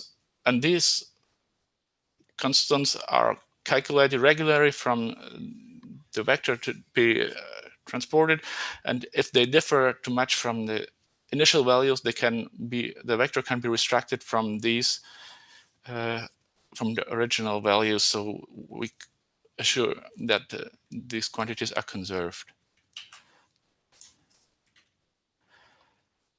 Let me just say some words about the geodesics that will appear here as well for the light rays, as well, and also for the movement of the observer. We can just, without going into details, I can mention we can divide the orbits in different types depending on the range that R has. If R will go from all of the real line from infinity to minus infinity or vice versa, we'll call it transit orbit. Flyby orbit means that we have it's bound in one direction, that we have either from above or bounded from below. If the R movement is bound in both directions, we will call it a bound orbit. So let's do the picture. I will continue to show some pictures, and then I will try to show some videos. I hope that will work. This is, now we have our observer placed in one of the outer sheets of type A, of type 1, and we have, in principle, we can see 3 of our asymptotically flat sheets. We have the marketplace, which is in our region here, and this, which is seen on the most part of the image. We have we have some light rays going on this flyby orbit and originating from this sheet down here, one step down in the Penrose diagram, where I have placed the university. Is this similar to the picture that we already saw? Although we are here, the axis of the black hole is pointing towards us, so we're on the axis where we have been on the equator in the picture before. And there's this third portion of light rays have on a transit orbit coming from the negative R region over here, where I have put this greenish picture. It's only visible in a very small part in the center of the picture here. This is for comparison. If we go closer to the black hole, we'll in addition see this black ring. It consists of, we have bound light orbits that I will never go out to any of the sheets outside, and this gives here this black area. Then next pictures, we place the observer in a region of type 3, which is inside. It's R lower than R minus, And if we're on the axis, we get this picture here. We can see light rays coming out from this region of type A, and we can see light rays coming from the negative R region that we're in, where we have this stellar background. This is the case. This is how it's on the axis, and if we're on the equator, we have to distinguish the R minus part and the R positive and R negative part, because the equator is separated into these two parts by the ring singularity. If we're on the negative R part, we only see here, we see only the stellar background, which is the region that we're in, because when you're light rays originating on the equator will not go through the throat, which is kind of through the ring of the ring singularity. So we see only this region. If we're on the positive R part, which means between R equals 0 and R equal R minus, we will see the two worlds, this normal outside world, and here the parallel world, where I use, for comparison, I use the same picture only with inverted colors. So we see this world and we see the parallel world. And here we have again some bound light orbits, which are in this case bound and stay in this block of type 3. So what's left? We have the how it looks. Does it look like if we look from the interhorizon area? Let me start with type 2A, which means we are just above two of the types of block 1, and we see both of them, and between we have also again some bound orbits which appear in this black ring. Here's a view from equator and from the axis. In the axis, we have this symmetry, and in the equator, it's a bit different. When we're in a block of type B, we are just above these blocks of type 3. But anyway, we still, in most of the picture, we still see the pictures in the blocks of type 1. The corresponding light rays go in, make a turn, and go out again. In the negative R region, the effective potential is in general higher, so they get a turning point and go out again. Although we can also see the region 3, but only if we're on the axis. This is here. The region corresponds to this picture. This is very interesting view. Now we're on the inner crossing sphere. Why did I choose the inner crossing sphere? On the outer crossing sphere, we would see exactly nothing. Our picture would be black. We only bound orbits will go there. Same thing if we are on the inner crossing sphere on the axis. So I choose the position on the equator, and this looks quite nice. I will not go into details. These very symmetric position. These directions are directions of the principal null directions. So this is just for what I wanted to show pictures. I now want to show some videos.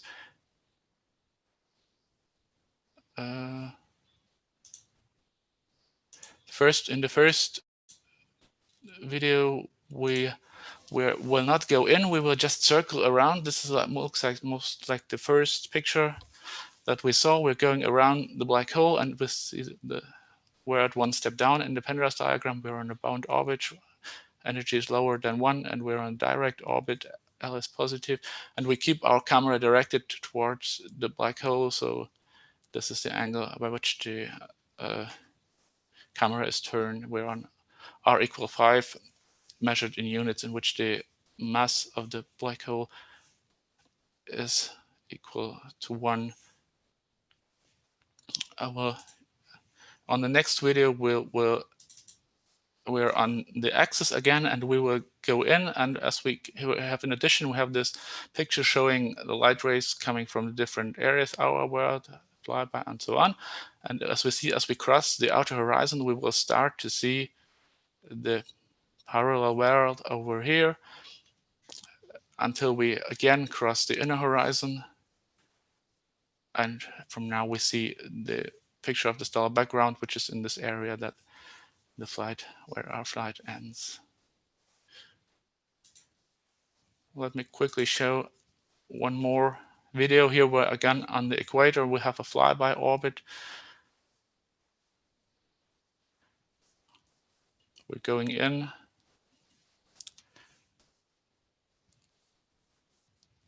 Crossing now the outer horizon, where we will make a turn.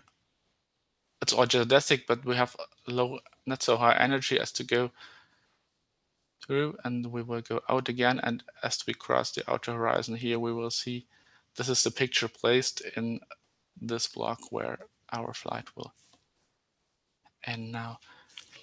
The last video I wanted to show is where specifically we're inside in the inter-horizon region, and we'll go through all of the crossing spheres. Some call this path the lazy geodesic. We will see the outside series of outside worlds in a very symmetric way.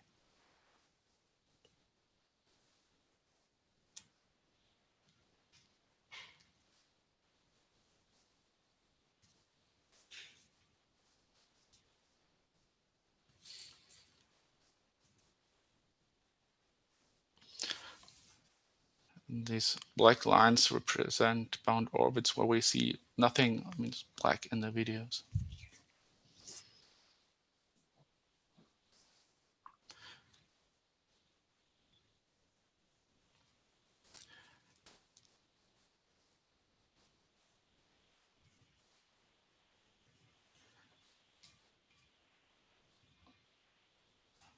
Okay, I think we're already at the end of my time, so I can stop this here.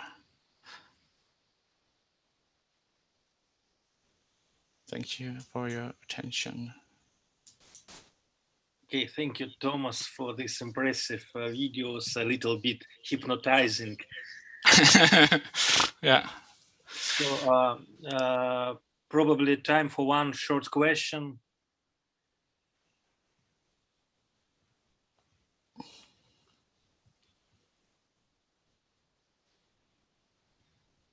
Okay, I don't see any hand. Okay, let's move further. So thank you again, Thomas. And our last speaker today is Himanshu Swami.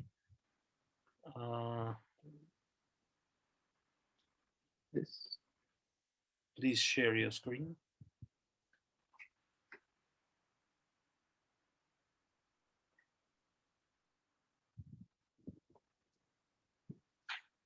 So thank you for giving me opportunity. Okay. Thanks for giving me opportunity for present here. So I'm going to talk about our work on neutrino oscillations in gravitational lensing, which is based on these two papers and done in collaboration with Dr. Kinja Klochan and Dr. Ketan Patel. This talk is divided into two parts. First is about neutrino lensing, where we show transition probability in neutrino lensing depends on the absolute neutrino masses, contrary to the neutrino vacuum oscillations in the flat spacetime. And in the second part, we introduce wave packet formalism in neutrino lensing and quantify neutrino decoherence length in the neutrino lensing. Decoherence length is defined as the distance after which neutrino oscillations is no longer a function of distance between the source and the detector. From experiments, we know neutrino oscillates between their flavors. A phenomena is known as neutrino oscillations. This phenomenon has been explained by introducing the following postulates. One, neutrinos are massive particles, and second, their mass eigenstates are not their flavor eigenstates. That is, neutrino flavor eigenstates are now related to their mass eigenstates by 3x3 unitary matrices. This matrix is known as PNMS matrix. A general neutrino flavor state evolution can be written by superimposing massive neutrino states. That is this equation. Here, psi I is the neutrino wave function for the ith massive neutrino and is a solution of Dirac equation. S and D is the subscript used for the detector and the source, and N is the normalization. Here we will suppress spin part of the wave function as we are only interested in the flavor oscillations and is irrelevant in this study. So in the two flavor cases, using equal energy and standard wave plane wave approximation, for a relativistic neutrino produced in a flavor E and transition to the mu flavor will have the following transition probability, which is proportional to the matrix elements, this part, and their masses and the distance traveled by the neutrino.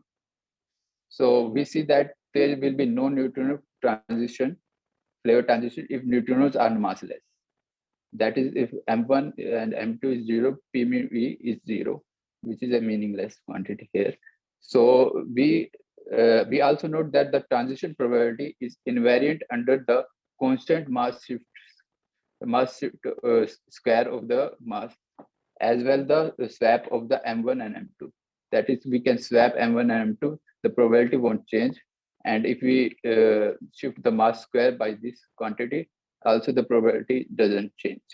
So this invariance restrict vacuum oscillation experiments in flat spacetime to infer absolute Newton masses. So to generalize the neutrino oscillation in curved spacetime, we generalized neutrino wave function psi I in curved spacetime using a solution of the general covariant Dirac equation. The solution under the Econon approximation has the following form, where phi I is replaced by a general covariant phase. This. Also, we note that in a general curved spacetime, more than one different geodesic starting from the same space point can intersect later. This phenomena is reflected in the gravitational lensing. Therefore, taking that into account, we get a neutrino flavor states having a different path contribution also. So we summed over all the paths contribution to the wave function also, and normalization now can be dependent on the path the neutrino has taken to reach the detector. So we now consider a case where the two coherent neutrino beam created at source S and get lensed by a social mass in a weak gravitational limit and detected at the location O. So for the social metric, this is given by this. And this is the planar representation of the lensing in the weak field limit. So here S is the source where the neutrino is produced, and dotted line are the paths, two paths, which neutrino can take to reach the detector point O. Sm the social mass here, and RD is a coordinate distance between the social mass and the detector, and RS is the coordinate point for the source. So delta is the deflection angle, which can be found in the weak field limit by this formula, and we get there are two paths which neutrino can reach from the source to detector in this case.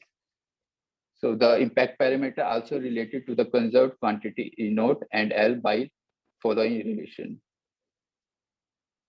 In this setup, we obtained the following expression for the phase difference.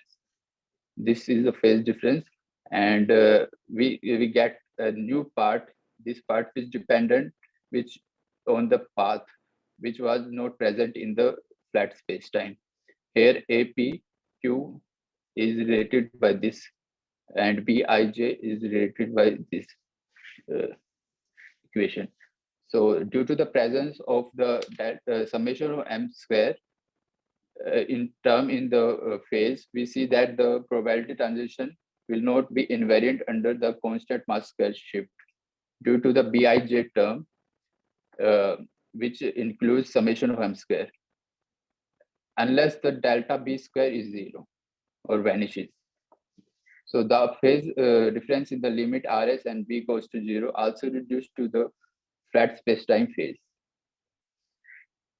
Following these, we can write the flavor transition probability, and we get the following expression, which is quantitatively different from the earlier literature.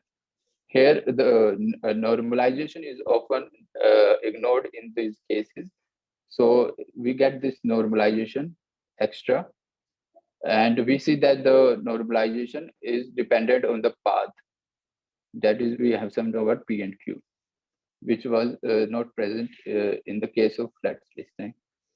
And for the two flavor case, we add this explicit equation for the normalization, which is clearly not symmetric under the exchange of M1 and M2. So that is the Newtonian hierarchical information is encoded in the normalization. It is due to the coefficient B11 is not equal to the coefficient B22. That's why swapping changes the normalization constant unless the delta B square is 0. So we plot the Newtonian transition probability taking the Sun-Earth model, where the neutrino get lensed by the Sun and detected on the Earth. The Earth trajectory is taken to be circular, and the only phi changes in this case. And we take these parameters for plotting, and the delta M square and mixing angles are taken from these papers. So here we plotted probability on the vertical axis and the phi on the horizontal axis. In the first plot, this is for the two flavor case. In the first plot, taking the delta M square, absolute value of delta M square to be this value, we see that if we changes the order of mass, that is delta M square changes the sign, we see that the probability changes. In the case of the delta M square to be positive, the blue curve is the probability transition from one flavor to another. And when the delta M square is negative, we see that the orange curve is different from the blue curve. And in the second plot, we have plotted plot using the different neutrino masses. For the blue curve is the mass M1 is 0 eV, and orange curve, we changes the mass of the neutrino slightly by 0.05 eV, and for the green curve, we plotted for M1 is equal to 0.1 eV, and we see that the frequency transition changes as we increase the neutrino mass. So this also encode this plot shows that absolute neutrino masses are encoded in the probability transition. Here we have plotted for different neutrino flavor transition for the three flavor cases. So we see that for the normal ordering, that is the M1 is the smallest mass and M3 is the heaviest mass. We see these type of curves for the different transition between the flavors. And for the inverted ordering, that is M3 is the lightest mass, neutrino mass, and M1 is the heaviest. We see for the same parameters, the probability changes significantly in both cases. So one interesting way to extract the absolute neutrino mass of the flavor is through measuring the location where the all flavor transition probability become equal, which we call flipping points. So for the two flavor case, we found out the following expression explicitly. Here, the right-hand side contains all the geometric quantity or the quantity which can be measured. Phi d is the angle where the neutrino probability transition flips. So in this part, as the source and the detector are of finite size and more localized, so more realistic study of Newtonian oscillation must include finite width Newtonian wave packet. So in this part, we study Newtonian oscillation considering Gaussian Newtonian wave packet and Newtonian detector profile in the momentum space. So here we took this profile for the detector and the source, where PDS is the peak momentum and the sigma ds is the standard deviation in the momentum space for the detector and the source. So the modified path dependent expression for the flavor transition probability in the social spacetime is given by this term.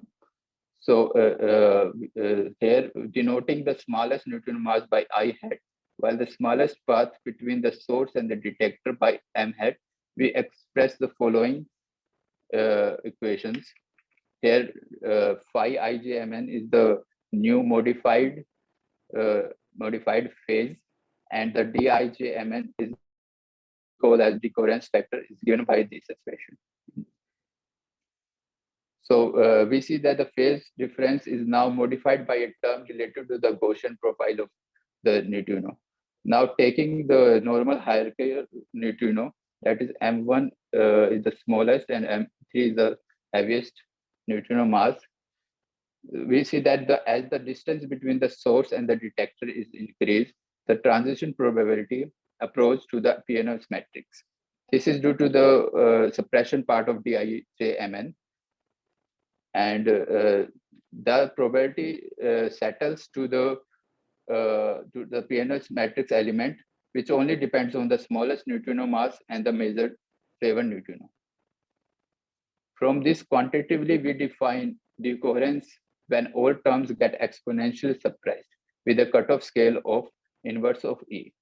Now, assuming B1 to be the smallest path, we get the slowest relevant decaying term D1 to 1, 1.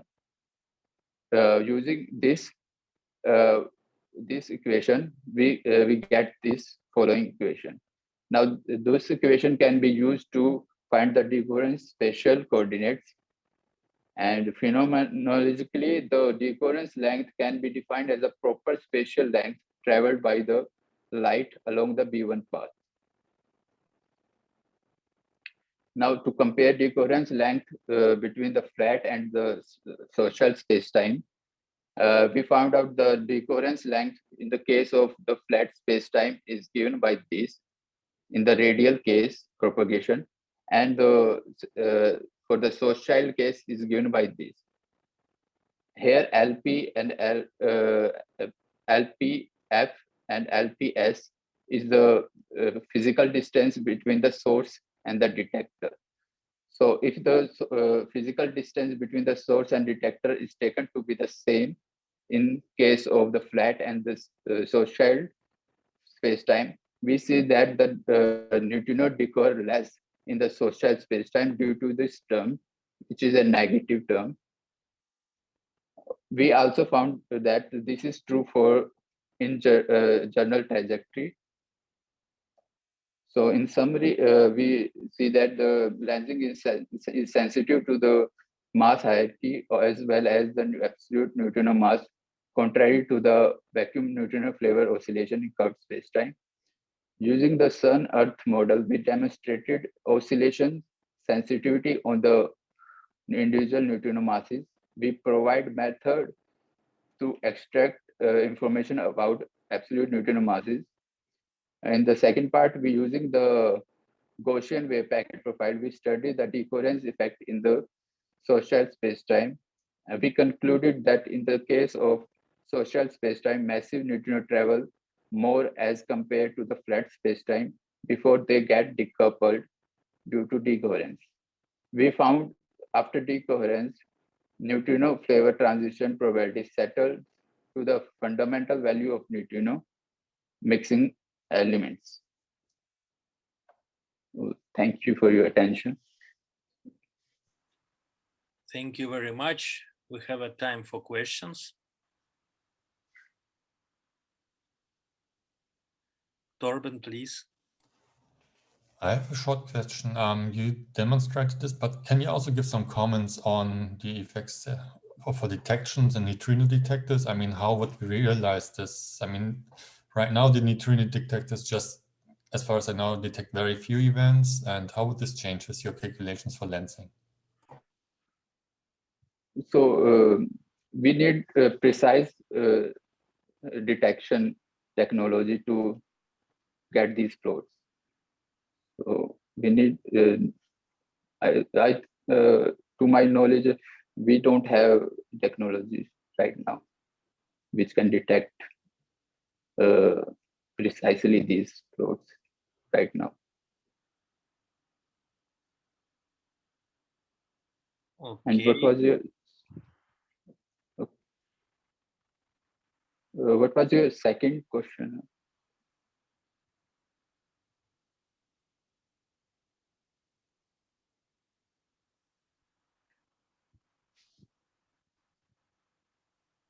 Okay, other questions? May I ask a question? As far as I understand, for calculation of deflection, you use deflection like for photons, or you use a deflection for massive particle, because it's different. And since you suggest a method for extraction of mass of neutrino, probably it's important to take into account that deflection of massive particle is different from deflection of photon. So in the standard approach, we take the deflection angle for the photons. So we there is a half difference between the null trajectory approximation and the massive neutrino trajectory. If we take the neutrino as the massive, that is the neutrino travels on a massive trajectory. There's a half difference in but the qualitatively the result won't change. There will be only half difference. But in the standard approach which we use, we take the null geodesic approximation for the neutrino. Okay, thank you. Torben.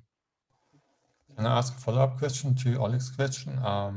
The question would be, as far as I saw on your plot, you said Mi equals 0, which I think is the neutrino was, and 0.05 and 0.1 eV. So I would expect that when you use the photon lensing for 0, it's okay. But what I would be interested to see what happens when you use for the other two, basically the time-lag geodesic equation. Did you try something like this? So if we calculate the phase for the massive geodesics, we get the half extra in these. Means there will be, I remember is there will be twice of this angle for the massive neutrino trajectory. We have calculated this. So we found that there is a half missing in these equations. But in the standard approach, we will take the null geodesic approximation. So we plotted for the standard approach. But is there any, sorry.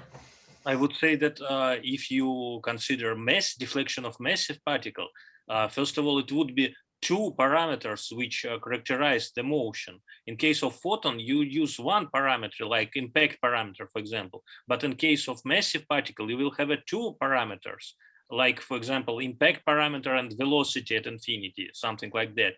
And our angle will depend on two parameters for massive particle. Okay, so we are also considering the leading order in the M square. So that I cannot comment, because if we took the leading order of the mass, that is M square, we get this factor only 2 all the higher terms we ignored in this calculation for the mass. Okay, so, Torben, the delta. Sorry. Yes. Okay, Torben, you have further questions? Not really. It was just also about the mass that I think there should be something added when you use time-like geodesics. I mean, you need somehow the velocity of the neutrinos in there. Yeah. Yeah, that is a higher order in the M square. If we use the proper phase here in this. So here day mu is calculated along the null trajectory, dx mu. Okay, thank you very much again for your talk. So now we move to discussion. We have time for discussion. Our speaker was very punctual ever, I would say. So let's go for discussion. Probably some participants have a question to persons who speak, but we had no enough time for discussion. Let me probably start. I have a question to Valerio. Is Valerio here? Yes, I am. Okay, Valerio, yeah, I have a question. So could you probably open your talk? It's difficult. My slides, you mean? Yeah. Just a few seconds because I closed the PowerPoint. So the question is the following. As far as I understand, you obtain more or less analytically the same picture which was in paper of Johnson, yeah? Similar, yeah. Similar because I consider the compact source actually. Okay. So yeah, probably this graph. I mean, yeah, it's in some other slide. It was a big one. Yes. So I go. Yeah. Something like this. So my question is the following. So in your, how to say, earlier works, when you consider this relativistic image and calculate it with strong deflection limit, and in papers of other authors, these relativistic images, flux from them are usually very small. I would say drastically or extremely small. But in results of Johnson, I would say it's not so small. It's like several persons from previous one. So how it consistent with each other?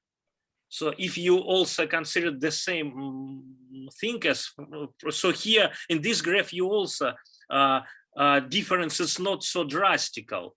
But well, this is a logarithmic scale actually.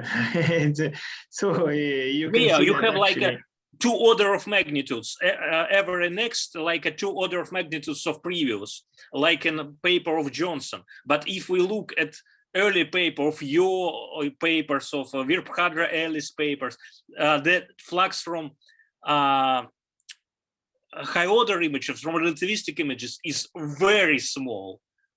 Well, actually, the exponential is just goes as e to minus 2 pi. So that's the, so if you take e to minus 2 pi, that's the ratio between one order and the next one. In this plot, there is one image in the middle with it because I have a source at 90 degrees. So instead of having 10 to the power minus 4, because e to minus 2 pi is more or less 10 to minus 4. So that's the ratio between 1 plus and 2 plus, for example. But if you have an image in the middle, because you have a source at 90 degrees, then it goes to 10 to minus 2.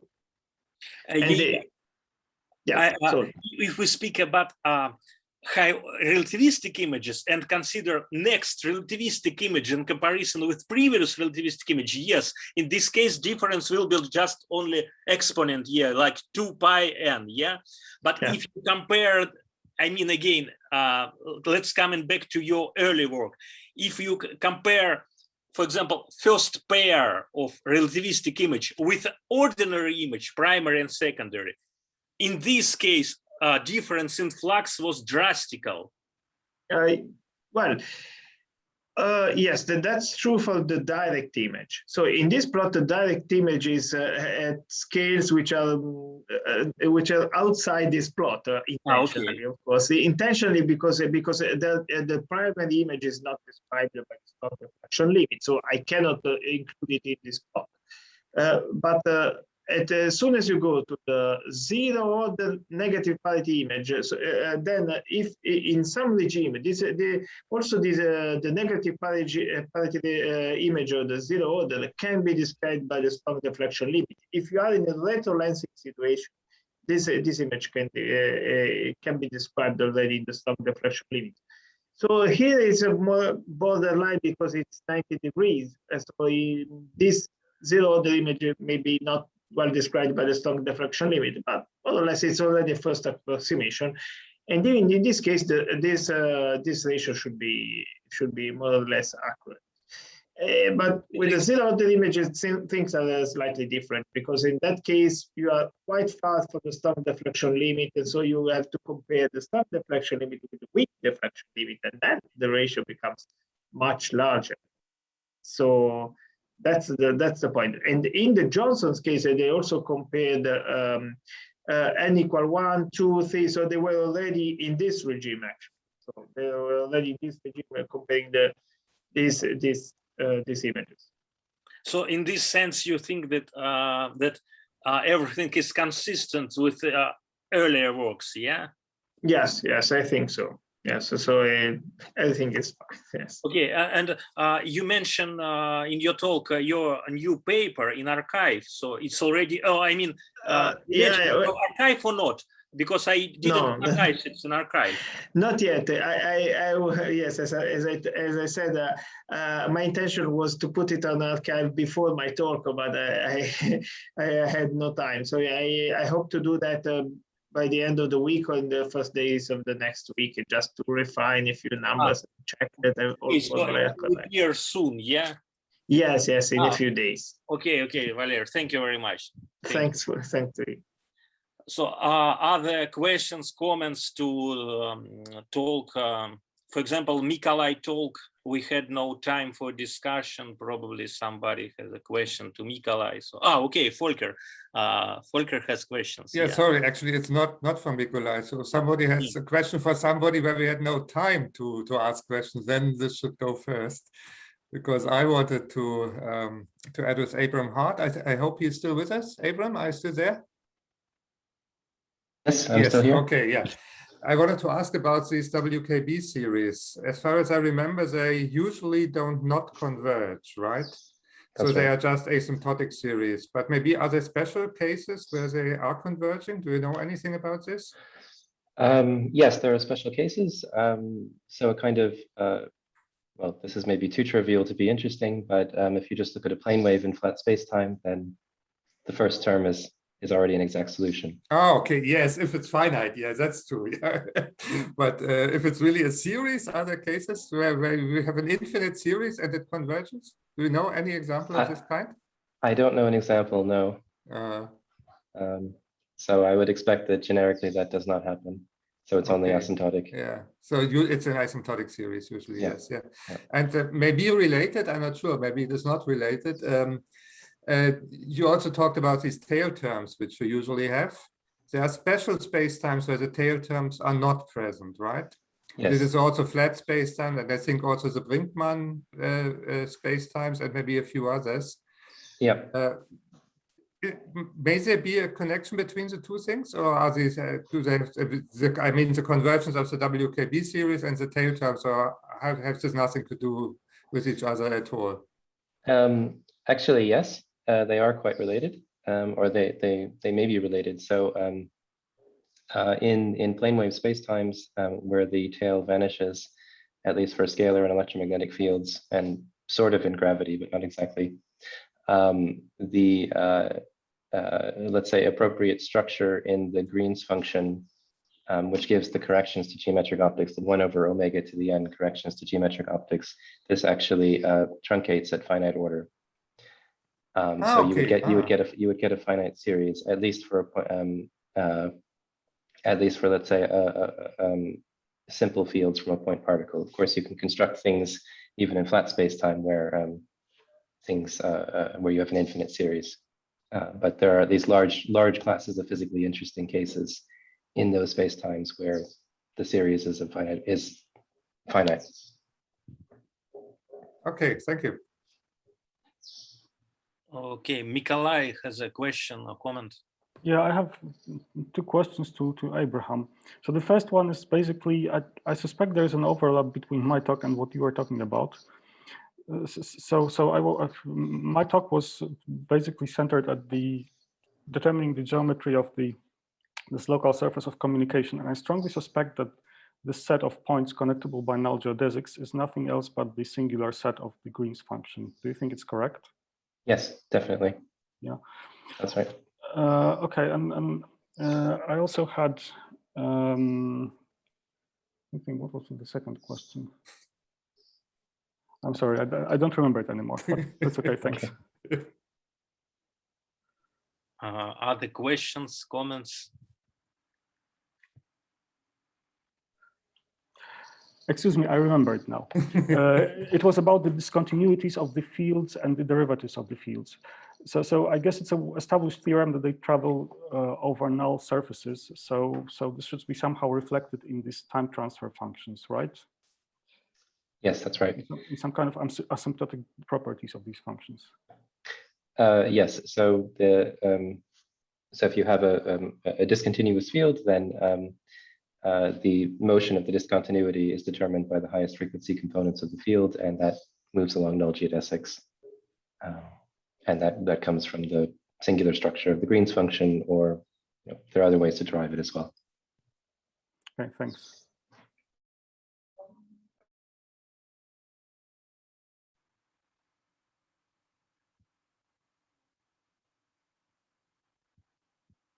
Oh, Valerio, please.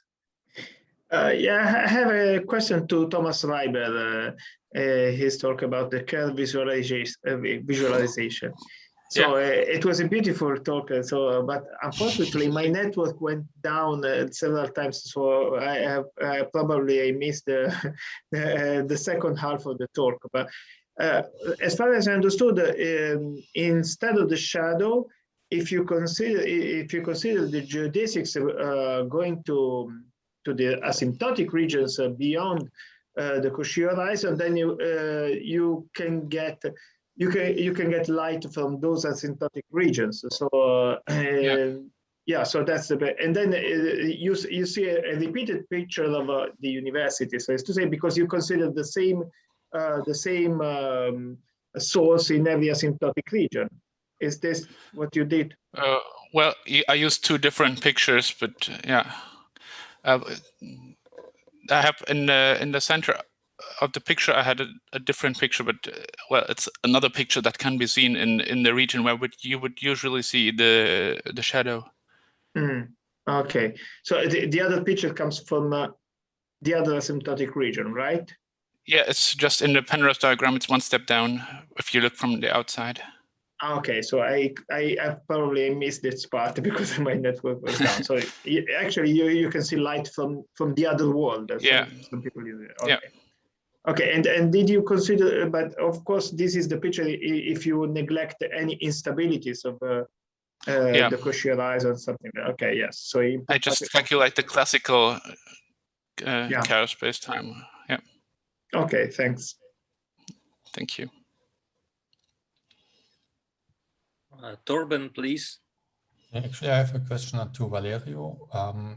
I saw in one of your papers in 2008 that you calculated also caustics, if I remember correctly. Maybe I confused the year.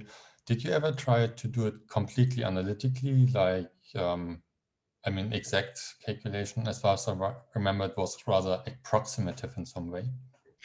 In that paper, it was done fully numerically. So it was a full numerical calculation. And of course, because when you go to very high spins, I didn't find any way to do that analytically. But for the very low spins, you can do an expansion, and then you can see how the caustics arise perturbatively when you break the spherical symmetry of Schwarzschild, and then you get the typical asteroid shapes caustics. This is done in a few papers before that paper in 2008. There's a few papers I did in 2014 and 2015 with other collaborators. So you can find the analytical picture, but perturbatively for low speeds. Okay, thank you.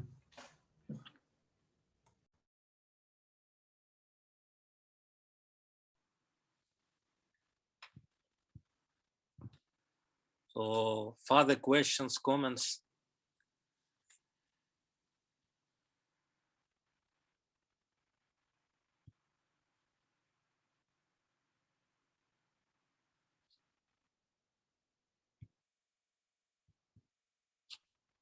Okay, Volker, do you have to say something? No? No, I don't think so. Okay. So maybe just remind the speakers of Friday, if some of them are here, that there's a possibility to connect earlier so that we can try the connections. And today actually it worked half an hour before the session started. Last time they opened the room only 10 minutes before the session started. yeah. So if you come early and the room is not yet open, don't get nervous. So probably they will open it in time. Yeah, apart from that, just thank all the speakers also today for the excellent talks and for keeping the time with very high discipline. Yeah. Yeah. So we are finishing now exactly on the Yes, according to the schedule. Yeah. So okay, thank you again to all speaker, and see you all on Friday. And on Friday, once again, we have a morning session. It will be earlier than today, much earlier for Europe, especially for European speakers. It's a very early time. Okay, thank you. Bye-bye. Thank you, goodbye. Bye. Bye.